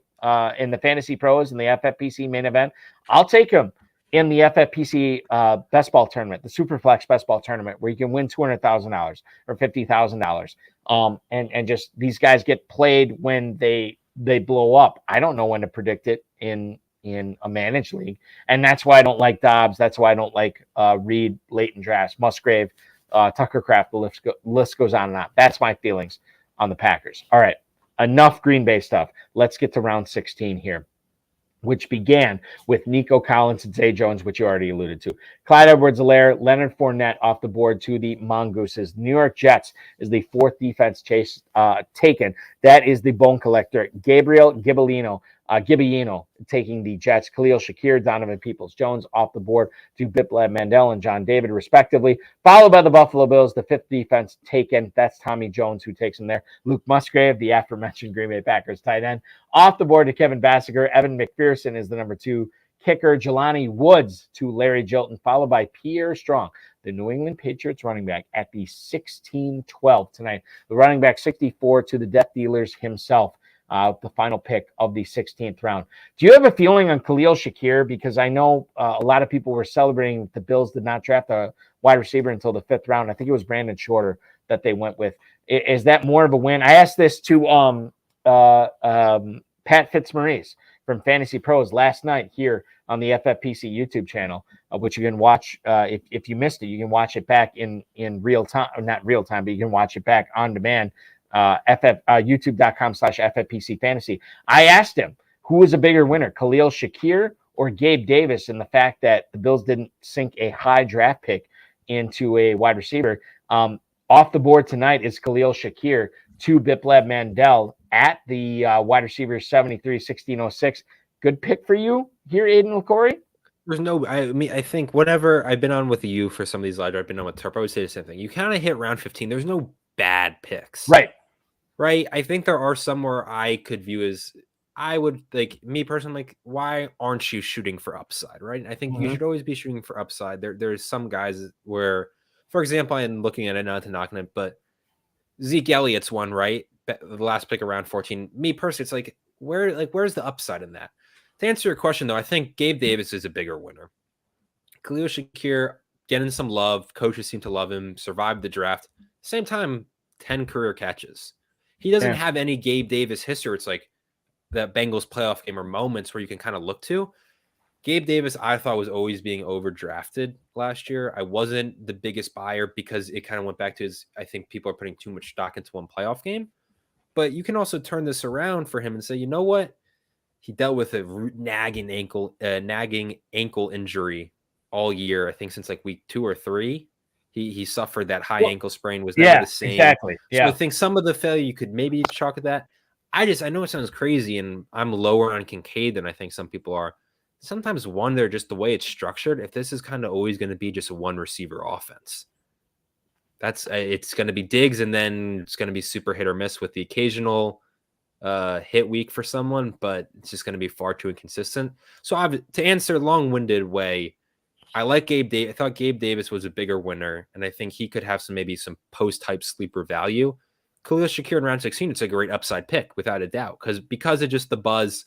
Maybe he's operating in the slot, but at the same time, I'm looking at it, and I am a pessimist because of how the offense is structured and the fact that he has no history. Like, what are we really looking at besides, I think he had one good week last year to really back up this take, other than buzz? Let me ask you this, Aiden. As long as we're talking, we've touched on the Fantasy Pros Championship. $350 can win you $1 million at myffpc.com. So if you haven't registered for that, make sure you are doing that and taking advantage of the early bird promotion. Gabe Davis, wide receiver 41 at the 809 on average. Khalil Shakir, wide receiver 70 at the 1506 on average. That is the receiver portion of it. Dalton Kincaid, again, FFPC tight end premium, is going at tight end 13 at the 1001. Between Kincaid, between Davis, and between Shakir, are you telling us that the best guy to own, the best guy to draft, is indeed Dalton Kincaid? No, I'm I'm off Kincaid. I just always go to trend wise. I have it up here. Pitts, jury's out, right? I think I think he's misused, but Pitts, Noah Fant traded. TJ Hawkinson, great now, not on the Lions, and had some rough years with the Lions. Hayden Hurst, not good. And Njoku, basically my point is Evan Ingram, not in the Giants. OJ Howard didn't work out. First round tight ends hit rate just isn't great. Mm-hmm. And I know this tight end class was there. I like Michael Mayer the most. Mayer, whatever. I liked him the most out of the draft. I just can't buy into Kincaid. If I'm drafting a second Bills receiver, which I won't be doing because of my aforementioned, I do believe that it's just a one receiver. Well, okay, but you say you're not going to be drafting him. I just said Khalil Shakir, and I'll bring this up again right now. Shakir, according to Fantasy Mojo, wide receiver 70 at the 1506. Mm-hmm. You're not blowing a 15th round pick on Khalil Shakir? No. So it's one of those, I think, of them, I think Davis has that post-hype sleeper value, right? So he'd be your choice among all would be, but then you hear the ADPs, and they're like, maybe for me, it's a weird thing because I'm low at all of them.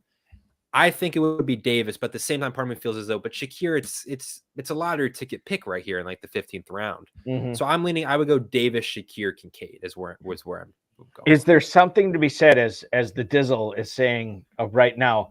Oh, Aiden and his live draft coverage is doing great, except for his Dalton Kincaid analysis. Is there something to be said right now when you're trying to beat out more than 10,000 other teams, Aiden, to win a $1 million grand prize? Is there something to be said for taking a chance on a guy like Dalton Kincaid, the unknown, the unopened present, the shiny new toy where we just don't know what he's capable of in a tight end premium format? Is there something to be said for taking Kincaid in the, whatever I said, the 10th round where he's going? Is there something to be said for taking him and ignoring Shakir and ignoring Gabe Davis and taking the upside there?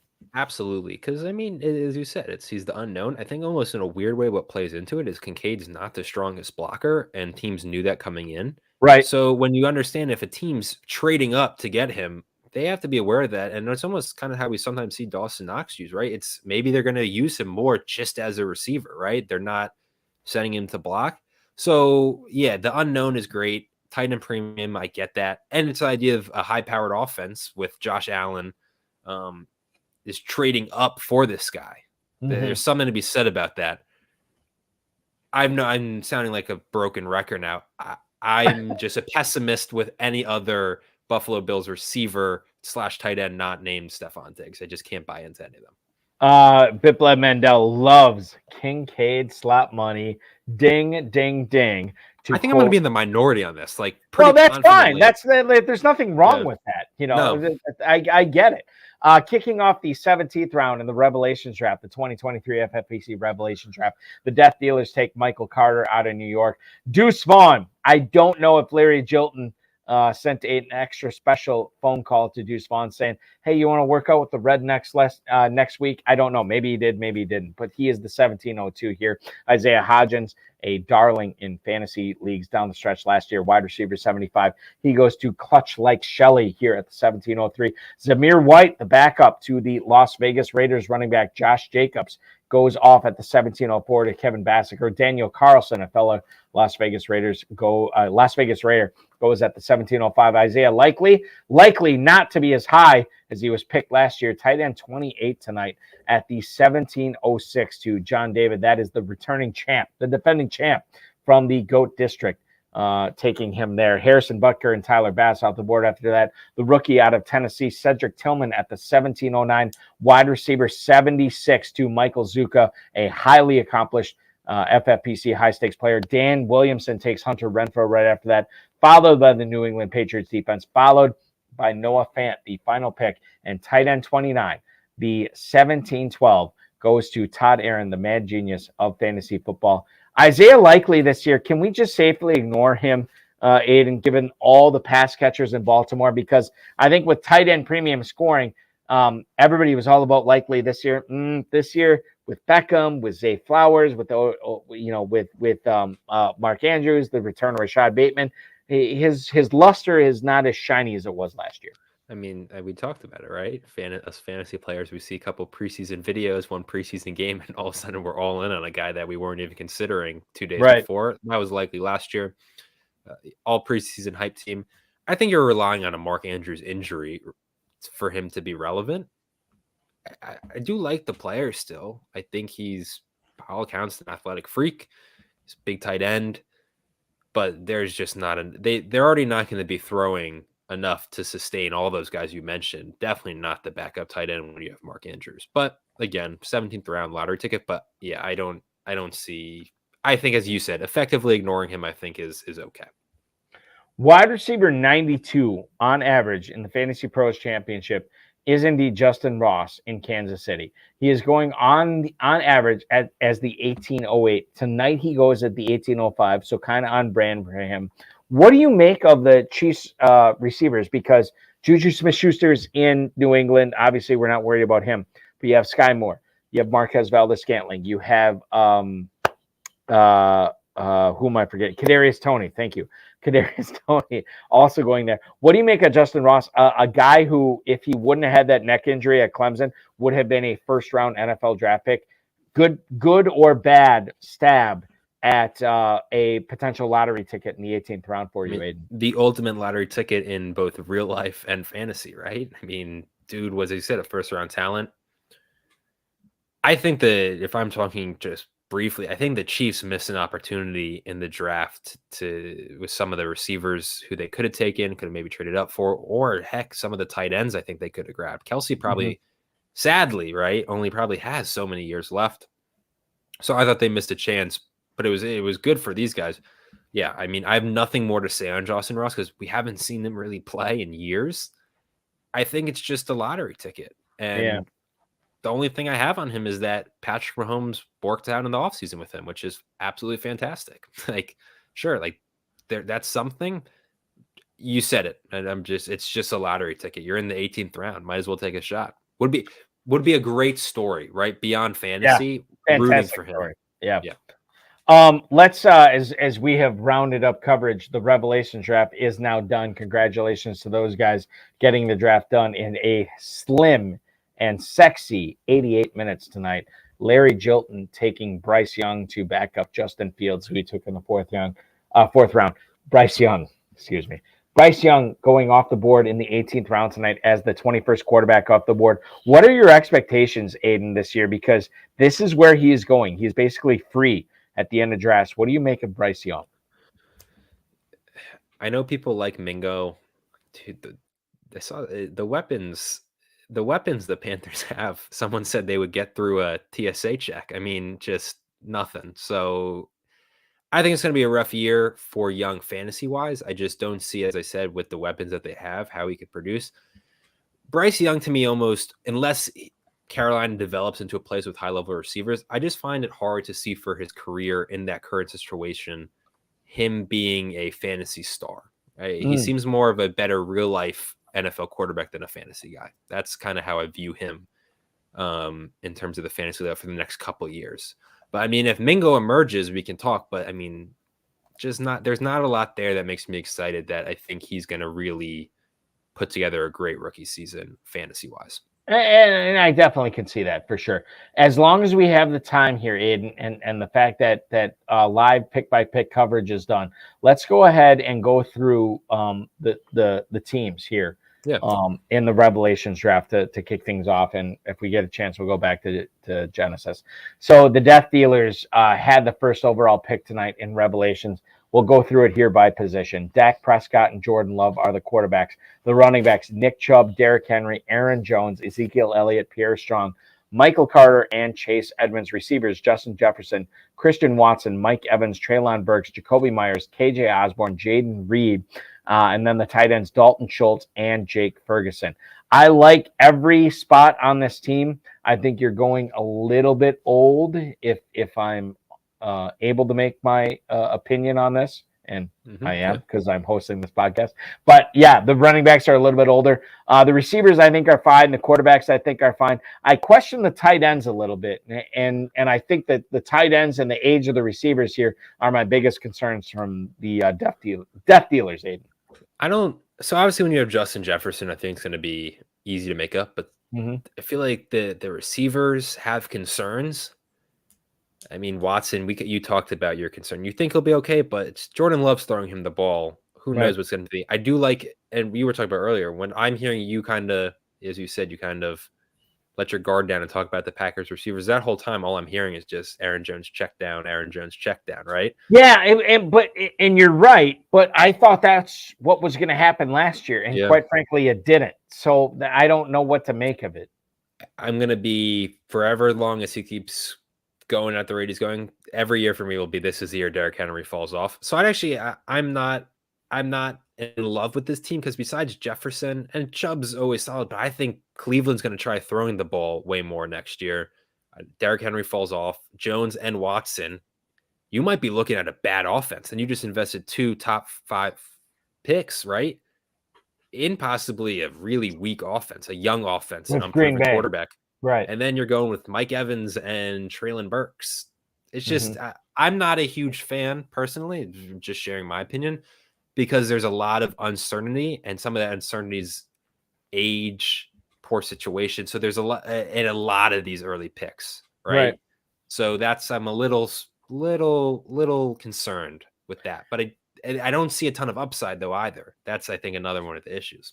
I've drafted against Death Dealers in Kentucky for sure. And this is a guy who is normally used to drafting for $1 million grand prizes or 6-figure grand prizes. So, and maybe he was doing that a little bit here. I could see it working out, but I think the path to success, this is the type of team that can win a 6-figure grand prize rather than, just 4 figures here in Revelations. Let's move on to Larry Jilton, the Rednecks here, drafting from the 2nd spot. The quarterbacks are Justin Fields and Bryce Young, Christian McCaffrey, Breece Hall, David Montgomery, Khalil Herbert, Deontay Foreman, and Deuce Vaughn are the running backs. DK Metcalf, DJ Moore, Deontay Johnson, Michael Thomas, Adam Thielen, Rondale Moore, Tim Patrick are the receivers. Cole Kmet, Gerald Everett, and Jelani Woods are the tight ends. Again, this is not a best ball, so it's tough for me to get on board with the tight ends. I like the receivers. However, there is a lot to, there's a lot of aging or possession guys here with Moore and Johnson and Thomas and Thielen. You know what I mean? And then Rondale Moore, who knows what's going to happen the first half of the season without Kyler Murray. So question marks at wide receiver, question marks at tight end. No quarrel with the upside at quarterback. No quarrel with the running backs in McCaffrey, Hall, Montgomery, and Khalil Herbert here. I would agree with you. I don't want to sound like a pessimist on all these, but if you're going running back as your start, basically when maybe I should just start. If I'm at the 102, I don't think I'm considering McCaffrey, which sounds wild. I just think over the course of a full season, they're going to limit his touches more than people are thinking, right? And I know Elijah Mitchell can't stay healthy, but just in the back of my mind, when Elijah Mitchell McCaffrey wasn't getting the touches that he was when he wasn't, right? He was getting an absurd amount of touches. And I know even with limited touches behind that O-line and that offense with Shanahan, he's going to, the touches that he does get he's going to make great use of them, right? Right. But Chase, Jefferson, and Kelsey are all on my board ahead of McCaffrey. Like, I think those three comfortably ahead of Christian McCaffrey. That's why I said at the very start of this show, I was saying the 104 is when I think it really becomes a crapshoot. Then Breece Hall coming off the ACL. That's a little scary. So if I'm going running back, I would have liked, I don't think the McCaffrey pick's awful, but I didn't love that start. I do like the receivers. I'm really high on DK. I thought he had a great year. As long as he stays healthy, I think he does that again. DJ Moore, we talked about earlier. I actually like Deontay. I know it's 6th round. I actually like that value because it's borderline impossible to do what he did last year with all those touches with no touchdown. And I think the Steelers offense is better. Underrated storyline from like the offseason. Matt Canada coming back as the Steelers offensive coordinator is brutal for fantasy because he's so bad. Former Wisconsin Badgers offensive coordinator for you college football fans out there. No idea what he's doing. I don't know how he still has a job. It's crazy. So that could hurt, but it could. I want to let's go through this. We'll go a little bit more rapid fire here. Yeah. Time, I want to get through Genesis too. Andrew Schellenberg from the 3rd spot. He goes 0 RB. Chase, Olave, Higgins, and London, followed by Lamar Jackson. He gets DeAndre Swift and Zach Charbonnet as his top 2 running backs in the 6th and 7th round. Brandon Ayuk is his number 5 receiver. Dalton Kincaid, he goes back-to-back tight ends here. Dalton Kincaid and Greg Dulcich. Jalen Warren, Tank Bigsby, Jerome Ford, and Chuba Hubbard, followed by Jonathan Mingo, Evan McPherson, Isaiah Hodgins, the Seahawks defense, Sean Tucker, and Rashid Shaheed. I'm going to tell you this right now. Feel free to disagree with me here, Aiden. I feel like all 3 of these teams in the Revelations draft, fantastic teams to try to win a $500,000 or a $1 million grand prize in the Fantasy Pros Championship. Equipped to win out of 12 teams here, I'm not so sure. I'll try and speed my thoughts up. I'm just going to give a couple picks I like for everyone. I'm going to be more positive, right? Off the bat, from rounds 11 to 14, Jalen Warren, Najee Harris, right? Banged up last year. Jalen Warren, when he flashed, looked great. So if anything happens there, Tank Bigsby, Dougie Peterson down there in Jacksonville loves running his 2 running backs, right? And Jamal Agnew got more touches than Travis Etienne in the playoffs at times last year. So I like Bigsby. Jerome Ford, if anything happens to Chubb, he's the backup. And then Chuba last year, when healthy and when after the trade of McCaffrey, wasn't terrible. Miles Sanders gonna get hurt, guaranteed. So I like that 4-pick stretch. If you're taking darts on running backs after going 0 RB to start, that's how you do it. I think one of those is going to hit and be a startable running back for the whole season for him. So I like those 4. Let's go to Kobe's crew. That's Kevin Bassiker. He cracks the tight ends at 104 with Travis Kelce. Justin Herbert and Jared Goff are his quarterbacks. Josh Jacobs, Travis Etienne, Dalvin Cook, Damian Harris, Zamir White, and Evan Huller as running backs. DeAndre Hopkins, Jordan Addison, Gabe Davis, Cortland Sutton, Darnell Mooney, DJ Chark, Tyler Boyd, the receivers. Kelsey, Mike Gesicki, and Luke Musgrave, tight ends. I got to be honest with you. If the receivers hit, Kevin Bassiker is going to be a team to be tangled with. But if they don't hit, man, I don't like Jordan Addison as my number 2 receiver. And I don't like Gabe Davis as my number 3. And I don't like DeAndre Hopkins as my number 1. So we're in agreement there. I can get on board with Hopkins as my number 1, given what he did in the first 3 rounds. The rest of it, I don't know. No, I disagree. I don't like DeAndre Hopkins. It's just, quarterback is going to be a question all year. The Arizona offense is putrid. I'm off. And Hopkins, Hopkins is kind of showing some of those underlying metrics of decline. Pick I like early rounds. I do like Josh Jacobs, and is one of those where I think some people maybe are overthinking it a bit. 1,600 yards, ton of touchdowns last year. I know he's on the franchise, but that team also doesn't have a ton of weapons. I think they traded away Waller. I think Renfro is gone. They have Jacoby Myers, but is that I think they're still going to be a very run heavy team. They're gonna ride Josh Jacobs. So I like that pick. I would take him. We went 201 in Genesis. I like that pick, even though it was a little above ADP. That's where I think he should be going. Tommy Jones, kill them all at the 105 tonight. Quarterbacks, Joe Burrow and Matthew Stafford. Running backs, Ramondre Stevenson, Miles Sanders, James Cook, Israel Abanikanda, Devin Singletary. Wide receivers, Cooper Kupp, Devontae Smith, Brandon Cooks, Juju Smith-Schuster, Alan Lazard, Rashee Rice. Jalen Hyatt. Tight ends are Pat Freiermuth, David Njoku, and Luke Schoonmaker. I can get on board with the tight ends. I can get on board with the quarterbacks. Receivers and running backs, I'm not so sure. Cooper and Kupp, beg your pardon, Kupp and Smith, okay, but Brandon Cooks in what should be a run-dominant scheme, Juju Smith-Schuster, I don't know what to expect in New England. You're counting on those guys as your number 3 and number 4 receivers. Alan Lazard, Rashee Rice after that. Again, question marks there. And then running backs. Stevenson, yeah, we like to think he's going to be a top 15 running back, but we don't know. Miles Sanders, I don't know what to expect in Carolina. James Cook, Israel Abanikanda. There's a lot of wild cards on this team. Again, I feel like Tommy Jones's team here is fantastic for the Fantasy Pros Championship or the FFPC main event where you're trying to win $1 million. A closed 12-team league, I think I would have gone with some safer picks here. We didn't even mention Rashee Rice when we were talking about those Chiefs receivers. He just fits their mold of a small, twitchy, fast receiver. I disagree with you. I don't think Ramondre Stevenson is a wild card. I mean, everyone's talking, so-and-so survived the draft. Dude, Ramondre Stevenson survived the draft and was a baller last year.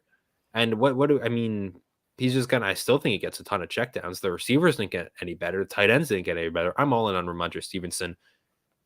I don't know if he gets pushed up because he's been pretty steady in this mid-third and pretty much all contests. I'm taking him above Chubb, Henry, Breece Hall. Like I'm in on Ramondre Stevenson. He's the only one there, and he's a talent. So I think the rare Patriots running back to maybe not have questions. Let's go to the defending champion in this league, John David from the GOAT District. That's JD. He drafted Trevor Lawrence, Tua Tagovailoa as his quarterbacks. Running backs are Tony Pollard, Jahmyr Gibbs, J.K. Dobbins, Antonio Gibson, and Kendre Miller, along with James Robinson. Receivers are Tyreek Hill, Christian Kirk, Jahan Dotson, Rashad Bateman, Josh Downs, Donovan Peoples-Jones, Joshua Palmer, and Chase Claypool. Evan Ingram and Isaiah Likely are the tight ends. I think this is a guy who drafted based on beating 11 other teams rather than 11,000 other teams here. So I can get on board with his draft. It is not the sexiest thing, but I think he's built himself some depth on this squad. I think he can put in guys on bye weeks, and if he's ever dealing with injuries, I think it makes sense. Yeah, the tight end depth isn't great, but if Evan Ingram produces, all of a sudden this team looks pretty good, Aiden. This is the best team so far that we've talked about. I wanted to mention him during the draft. Antonio Gibson, Eric Bieniemy's their new OC. You're trying to tell me Eric Bieniemy isn't going to use Antonio Gibson, who is a receiver essentially playing running back, a breaks tackles, fast, can catch out of the backfield. No idea why. It's like kind of like with Swift, right? And Detroit is like, sometimes you just wonder, like, what behind the scenes is making the coaches hate them? I'm big time in on Antonio Gibson just because I'm trusting that Bieniemy is smart enough to use him. So I love that pick. Bipleb Mandela, a long-time, high-stakes, successful player with the FFPC. Let's look at his draft here from the 7th spot. Aaron Rodgers and Kyler Murray are his quarterbacks. Running backs, Austin Eckler, Javonte Williams, A.J. Dillon, Roshan Johnson, Chase Brown, Joshua Kelly. Receivers, Jalen Waddle, Keenan Allen, Calvin Ridley, Chris Godwin, Mike Williams, Odell Beckham, Khalil Shakir. Tight ends are Mark Andrews, Trey McBride, and Cade Otton. I got to tell you right here, with the exception of the receivers and the tight ends, which I really love, I think that you look at this guy at Bip's running backs and his quarterbacks, if they produce and if they hit this year, this guy is going to run away with the league because I love the depth he has formulated at receiver and tight end. Running backs, there are some questions, obviously, with Javonte Williams, A.J. Dillon, Roshan Johnson. And then you look at tight ends after Mark Andrews. We don't know what to expect from Trey McBride and Cade Otton. But if those guys hit, then all of a sudden he's going to be a contender down the stretch. And it's hard for me to believe that all those guys are not going to be hits this year. He's going to hit on a lot of these guys. He's going to be in the mix, Aiden. Yeah, I loved Roshan pre-draft. Unexpected fall right to day 3, but solid landing spot, right? I don't know if Khalil Herbert's a workhorse. So I'm a fan of that pick. I think he probably ends up being his RB2 this year. I love Waddle. I don't think cannot. Miami's proven they can hold 2 wide receiver ones. The run on receiver is a little shaky, but Mike Williams, I can't get off Mike Williams in the 7th round just thinking he's probably not going to stay healthy the whole year, but he's their best receiver when healthy, I think, with Keenan kind of getting older. So I'm not a Quentin Johnson guy. So I like Mike Williams' value for him. This is a good team. I actually like JD's, I think, a bit better if I'm ranking them in my head. Yeah. But this is another solid team. And it's tough because JD and Bip are two very accomplished players in this space. Mm-hmm. So the fact that they had to cannibalize each other for players in the middle of the draft, it made it tough on both of them. Let's go to the bone collector, Gabriel Gibellino, at the 8th spot tonight. Jalen Hurts, Deshaun Watson, Daniel Jones are his quarterbacks.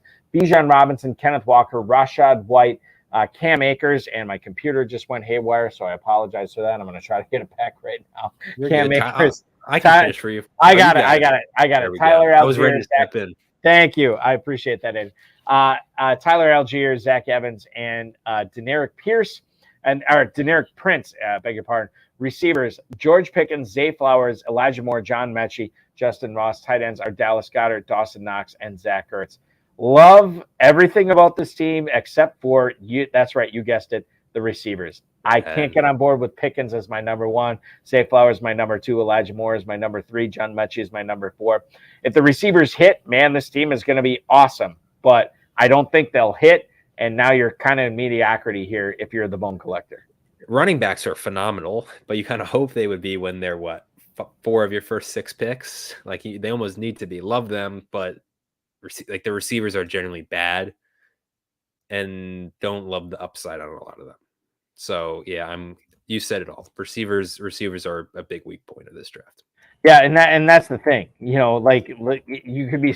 It's fine to be weak somewhere, but to be that weak, I'm not so sure. All right, Michael Zuka, a guy who has been very, very good in the bare knuckles draft over the years, and very, very good in a lot of the high stakes drafts over at the FFPC at Planet Hollywood, which you register for right now. myffpc.com. You can sign up for all those high stakes leagues and compete against guys like Michael Zuka. He is drafting from the 9th spot tonight in the Revelations draft. Anthony Richardson and Russell Wilson are the quarterbacks. God, Mike, 2023 in the year of our Lord, Anthony Richardson is going ahead of Russell Wilson in drafts. God, I love it. Those are his quarterbacks. Najee Harris, James Conner, Brian Robinson, Elijah Mitchell, Raheem Mostert, Leonard Fournette, and Keontae Ingram are his running backs. Stephon Diggs, Garrett Wilson, Jerry Jeudy, Terry McLaurin, Marquise Brown, Jameson Williams, Cedric Tillman are his receivers. George Kittle and Tyler Higbee are his tight ends. People will rip on this guy's quarterbacks, Michael Zuka's quarterbacks, Aiden. I will not be one of those guys. I think this could work out. I would have liked to see another one, but he could probably pick one up off the waiver wire. I think there's some question marks at running back, but you can make the case that there's a lot of questions at running back for a lot of the teams in the league. So I'm going to give him the benefit of the doubt. His receivers might be the best in the Revelations format. And I'm not sold on the tight ends. I think they can get it done if Kittle has a big year. So this is another team that's got a significant amount of question marks, but I definitely could see this team working out and winning this league. If you had to set an over-under for what week Anthony Richardson starts his first game, what would you say it's at? Oh, God. Because it's weird. I could genuinely see this being I'm trying to predict his line. Let's say 10 of 21 for 187 yards, 1 touchdown, and 2 picks. How about that for his first ever game as an NFL quarterback? Yeah, what week? What week? No, I'm saying week 1. I'm saying week 1 for Richardson. So you think he starts week 1? Yes, I do. I'm. Listen, who's the backup there? Gardner Minshew. Yeah. I think Minshew plays a lot, which is I love Richardson as a prospect. I think they take it super slow, training wheels approach, and don't rush it because I do think he would get exposed this year. I think they're going to really work on refining the footwork, watching, learning, processing the NFL speed. Right. He started 15 games at Florida. I think it wouldn't shock me if it's a Lance and Mahomes situation where their first years it's occasional appearances, maybe 1 or 2 starts, and that's about it. The concern I have with Richardson is not his rushing, not his deep. He throws a great deep ball. It's that short yardage accuracy, which he struggled with in high school, struggled with in college, and I got to believe he's probably going to struggle with in the pros, which might hurt Pittman too. But we'll see on that. But I think the fact that you have Russell Wilson there, it makes a lot of sense. Let's get on to Dan Williamson from the GOAT District, his team at the 10 spot. Patrick Mahomes, his lone quarterback. Running backs, Dameon Pierce, Joe Mixon, Devin Achane, Rashad Penny, Kenneth Gainwell, Clyde Edwards-Helaire at running backs. CeeDee Lamb, Amon-Ra, St. Brown, Deebo Samuel, Kadarius Toney, Marvin Mims, Hunter Renfrow, Van Jefferson, Kayshon Boutte. The tight ends, Juwan Johnson, Irv Smith, Michael Mayer. Okay, this is probably the most interesting team that I have seen in Revelations tonight. So obviously love the quarterback and Mahomes. I think he can get it done at running back. You can kind of cobble. You can make the pieces fit throughout the season there. He's got a good foundation with Pierce and Mixon, Achane, and Penny, and Gainwell, obviously, from the Eagles. Receiver, I can get on board with. Lamb, Amon-Ra, St. Brown, Deebo Samuel, sure. Kadarius Toney is your number 4, absolutely. He waited on tight end. He got the 14th tight end off the board in Juwan Johnson. He got Irv Smith the following round, and then Michael Mayer. I think I'm okay with the tight ends. You got to figure out which one you're starting from week to week. I like this from a best ball perspective rather than a managed league perspective. But Dan Williamson knows what he's doing. I think this is a solid team. I think this is a very competitive team. And I think at the end of the season, we are talking about the overhyped sleeper competing for a Revelations title. I think this is him or JD so far have had my favorite team. I like the guys he picked. I know some like what he did at running back. I think is smart because at that point he kind of went for some safety. Again, I think Joe Mixon stinks. I think a lot of people do, but again, he's the only one there, so it's might as well in the 6th round, especially when Dameon Pierce is the only other one. The only thing that I liked when Devin Achane got picked, just like every fairness turner, like eyeballs, like holy crap, like they're running it. They have a track team. This is great. Then part of me feels as though Raheem Mostert was good for them. That's McDaniel's guy. In this format, I would honestly, in that Mostert went in 15th. I think Mostert's going a little bit too low. I would have liked to see him kind of pair them up because I think one or the other, it might have been more of a crapshoot. Maybe I'm thinking too along the lines of best ball. I like Asian, but I think this is just a random sign. I think Mostert's value is way better out of the Dolphins field, but he doesn't stay healthy, so that's part of it. And then all of a sudden it's A-Chain time, right? Yeah, at that point. The Huggers, aka the Tree Huggers, aka Todd Hunter, drafting from the 11th spot tonight. Josh Allen was his quarterback that he drafted. He did not draft the backup. The running backs, Jonathan Taylor, Isaiah Pacheco, Alexander Madison, Samaje Perine, Tyjae Spears, Jerick McKinnon at running back, A.J. Brown, Amari Cooper, Michael Pittman, Quentin Johnston, Wan'Dale Robinson, Alec Pierce, Zay Jones, and Michael Gallup. The tight ends, Chiga Kwanko, Sam Laporta, Tyler Conklin. I like this team, but I will say this. I think Todd Hunter drafted a lot of players that I happen to like quite a bit as well, and that's why I'm identifying it. So if you want to rip on the team construction, then maybe we could agree on that. But I think when you look at this squad, if I'm looking at the weakness on this team, because I like Taylor, because I like Pacheco and Madison and Samaje Perine so much, the fact that he got all those guys, the part of this team that I question is Okonkwo, who had a half good season with Tennessee, Sam Laporta, who's a rookie, and Tyler Conklin. God knows what he's going to be capable of pulling off this year. I think those are the question marks I have for this team. Otherwise, I like it, Aiden, when I look at this squad. Only thing I can think of right now is the Isaiah Pacheco at the 4-1. I think is one of the craziest picks I've seen so far early this year. It's like hold on. He got Pacheco was the 602 in this draft. No, that's what I'm saying. When I'm looking at his draft, all I can think about is in Genesis how he went at the 401. Oh, got it. I'm sorry. Go ahead. Yep. Blowing my mind. No, I think this is a solid team. I love AJ Brown.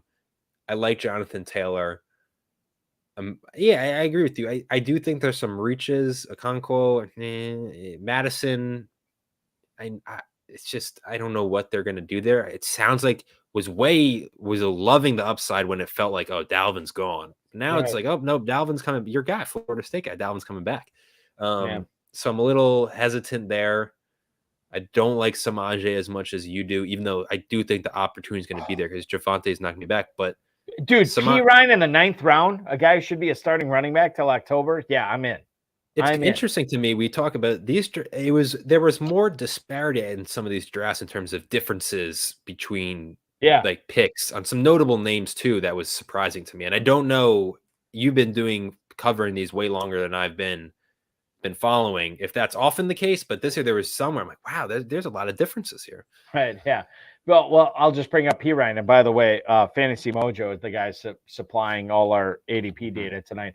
Samaje P. Ryan in the Fantasy Pros Championship over the last 2 weeks, running back 39 on average at the 909. He's gone as high as the 811. He has gone as late as the 1103 tonight in the Revelations draft. Samaje P. Ryan goes at the the 911. So kind of in the middle for that, which I'm on board with. I look at it from the standpoint of I believe the Broncos running back or the Broncos offense can't be as bad as it was last year. The fact that the Broncos have invested so much into P. Ryan, I'm on board with him in the 9th, 10th round for sure. Dangerous words. That's dangerous words. It can't be worse. Just watch Russell Wilson cook next year. And here's the thing. Like, let's say he doesn't, and I drafted Samaje P. Ryan in the 9th round or the 10th round. What am I really out? Tree Huggers, Todd Hunter took him as his number 4 running back. If the Broncos stink, is that really that big of a loss? I don't think so.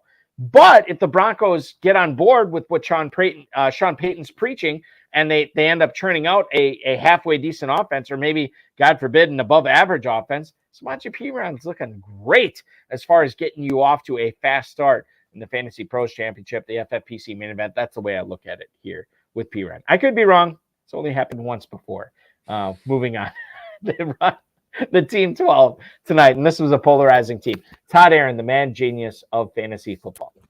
Geno Smith and Kirk Cousins. Ironically enough, Aiden, a dynasty team I took over in a private league this past year. Those are my starting 2 quarterbacks in that league right now, is Geno Smith and Kirk Cousins. I can get on board with that. I can make that work.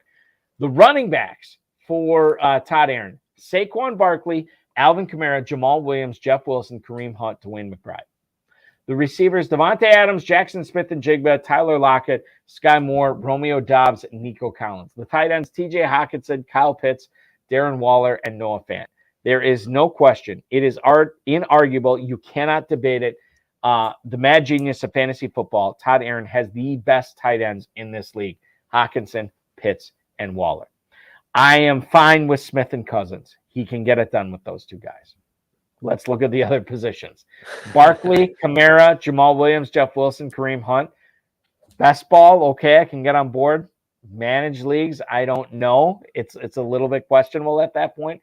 And then the receivers, Adams, yeah, sure, as your number 1. But after that, you have the Seahawks of JSN and Lockett, and then Sky Moore, Romeo Doubs, Nico Collins.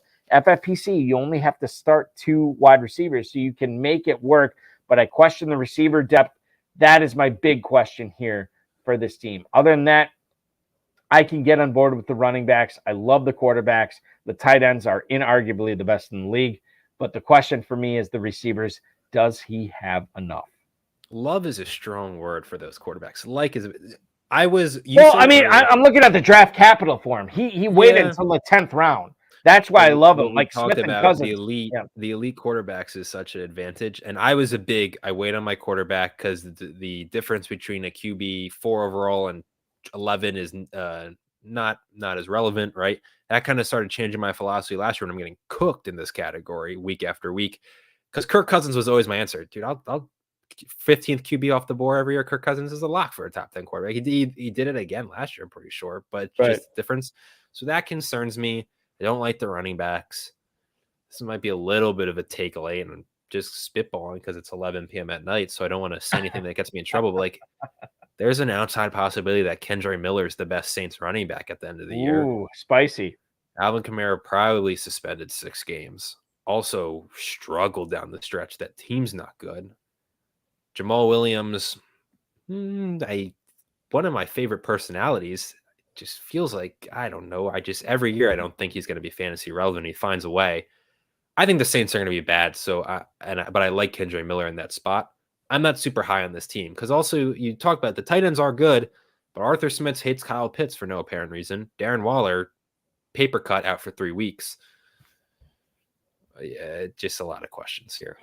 There are some questions. And I get and I wonder if when you are drafting in the Genesis League or the Revelations League where you are going up against the best of the best, I wonder if you're like, okay, I'm going to go in with the attitude of I am going to be weak at a certain position and I'm going to load up with high upside guys at every other position to try to win this league. Because let's face it, if you don't win first place, it's kind of like whatever. We talked about how John David from the GOAT District is the defending champ of the Revelations League. We talked about how Brent Studebaker is the defending champ of the Genesis League. Who finished second in either of those leagues? I don't know, because it's not like you get an automatic pass to the Fantasy Pros Championship by finishing second in this league. You don't get an automatic pass to the FFPC main event by being a runner-up. Like, you have to win it or nobody remembers, right? And I think that plays into it a little bit, where especially with Todd Aaron, like loading up at certain positions and then trying to figure it out later, I think is a popular method of trying to win in this league. Is it right? Is it wrong? Well, that's debatable, but I definitely see why people do this. And they're one team 12. My last point, another kind of somewhat lukewarm take. You can't win a fantasy championship in a closed league when Saquon Barkley is your first round pick. Because when in the weeks that matter down the well, it depends on how you draft after. It's a hyperbole, but for the most part, he's not going to be giving you the numbers you need from a first round pick when it's crunch time in the fantasy playoffs. I don't know.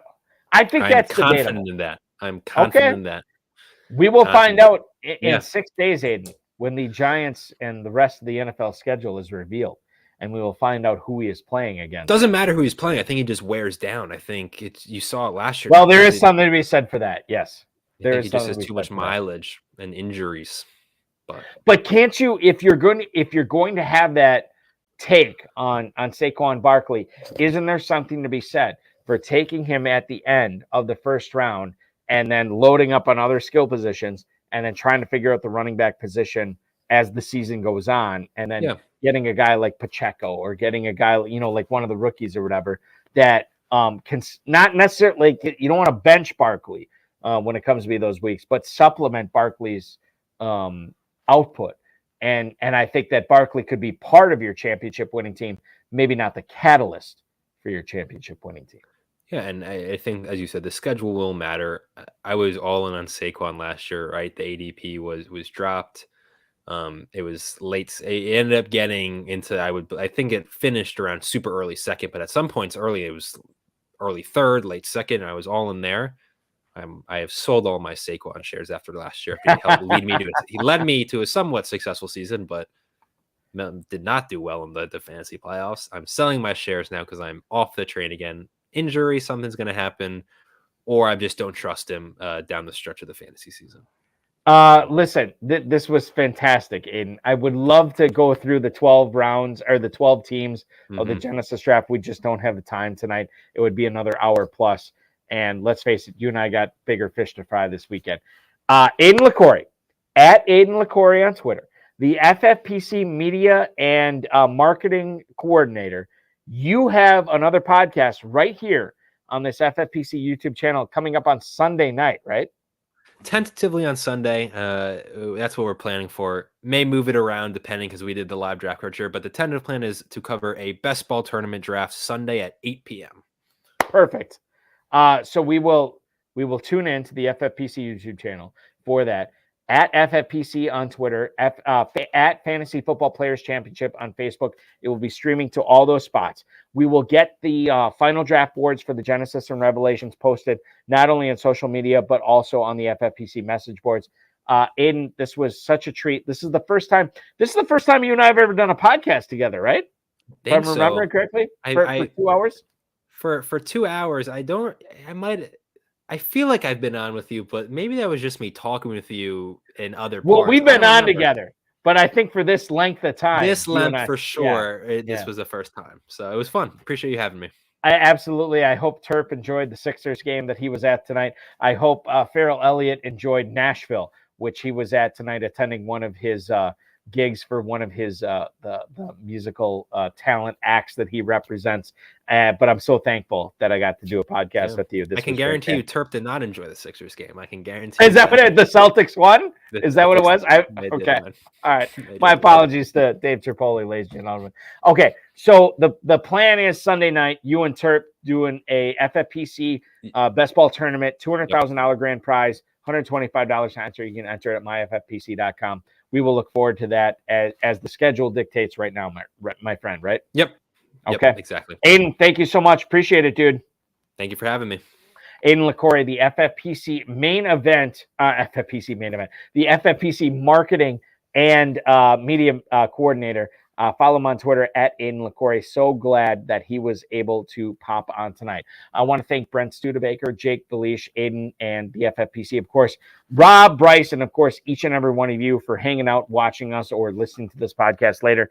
As a reminder, you can win $1 million in the FFPC Fantasy Pros Championship at just a $350 entry fee at myffpc.com. If you register by June 1st and draft by June 15th, you will get a free $35 league credit. If you want to do it up to 3 times, 3 league credits into your account. That's over $100 in free fantasy football teams with the FFPC. Make sure you're taking advantage of that at myffpc.com. Register for Dynasty Startup Drafts now at myffpc.com. You can get it at the $100 level. You can get it all the way up to the $5,000 level. We've been doing Dynasty for almost a decade, over 1,200 leagues, probably over 1,300 leagues at this point. Never had a league fold. So if you want to play Dynasty, we don't have to worry about if the league's folding or anything like that. myffpc.com is your destination for that. A $1 million grand prize is available in the FFPC main event. Register for that at myffpc.com. Register prior to the early bird deadline, which is the end of May. And if you do that, you will be able to get in on the FFPC Pros versus Joe's drawing, where you can compete against any number of FFPC industry pros and battle for a 2024 FFPC main event entry. That is going on right now. myffpc.com. Register for that. If you are a best ball guy, we talked about best ball a ton tonight. Best ball guy or best ball girl, best ball woman, best ball man, whatever it is. myffpc.com is your home for the FFPC best ball tournament. A $200,000 grand prize, just a $125 entry fee. And if you want to play super flex, hey, we got that covered for you as well. $50,000 grand prize at just a $35 entry fee in the FFPC Superflex Best Ball Tournament. If you want to just getting your feet wet, just watching this for the first time, hey, that's cool. We appreciate you. Get in a closed 12-team draft for just $5 at myffpc.com. Slow drafts, live drafts, sit and go drafts, 30-second, 60-second, 2-hour, 6-hour drafts, all available at myffpc.com. That is what's going on there. If you want to get more content like this, last night we did 2 full hours on the Better Sports Network with fantasy pros Pat Fitzmaurice, myself and him, chopping up NFL draft fallout. We talked about fantasy pros draft stuff going on. You can watch that at FFPC YouTube channel. youtube.com/FFPC Fantasy. The full 2-hour show with myself and Pat is on there as well. In case you missed the RotoViz High Stakes Lowdown, which happened Tuesday night at 10 o'clock, Brian Valenti, a guy who has won 12 FFPC Dynasty Leagues, he and I talked about rookie drafts, which will be going on with the FFPC starting tomorrow at 10 o'clock. I believe it's 10 o'clock. Maybe it's 9 o'clock Eastern, Saturday morning. So you may want to watch that before you get your FFPC rookie drafts launch. Make sure you're watching that, youtube.com/FFPC Fantasy. We are back next Friday at 10/9 Central, our normal time. Former FFPC champ Kurt Anderson, guy who's drafted a bunch of drafts already this season. He is going to join myself and Farrell Elliott next Friday at 10/9 Central. It's going to be a lot of fun, so don't miss that. Your weekend officially starts now.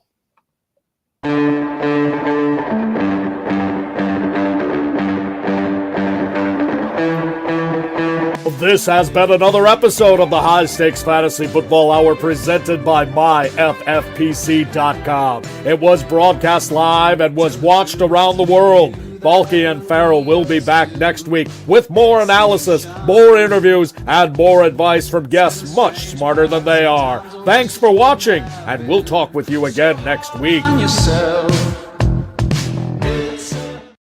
As a reminder, ladies and gentlemen, just want to let you know that if you are looking for the full draft boards for the Genesis and Revelations leagues, they will be posted this weekend on all the FFPC social channels, so you'll be able to check out what everybody did. We're not going to block the team names, so you'll see what some of these more accomplished FFPC drafters, Fantasy Pros drafters have done. We're going to let you see what they did in this league because it is fully exposed. And you can find out what you should be doing in your drafts as we go forward here. Fantasy Pros Championship drafts are going to be going on all this weekend. I'm going to be commissioning pretty much all of them. So if you want to take what you've learned tonight and try to win $1 million in the Fantasy Pros Championship at just a $350 entry fee, that would be great. That is the way that you get to be on this show and maybe this live draft coverage going forward. So make sure you're doing that. It's going to be a great weekend for everybody celebrating the Kentucky Derby. Good luck to you, and may the balls fall your way in the FFPC and the Fantasy Pros Championship. We'll be back with you next Friday at 10/9 Central, myself and Farrell Elliott. Thanks for watching, everybody.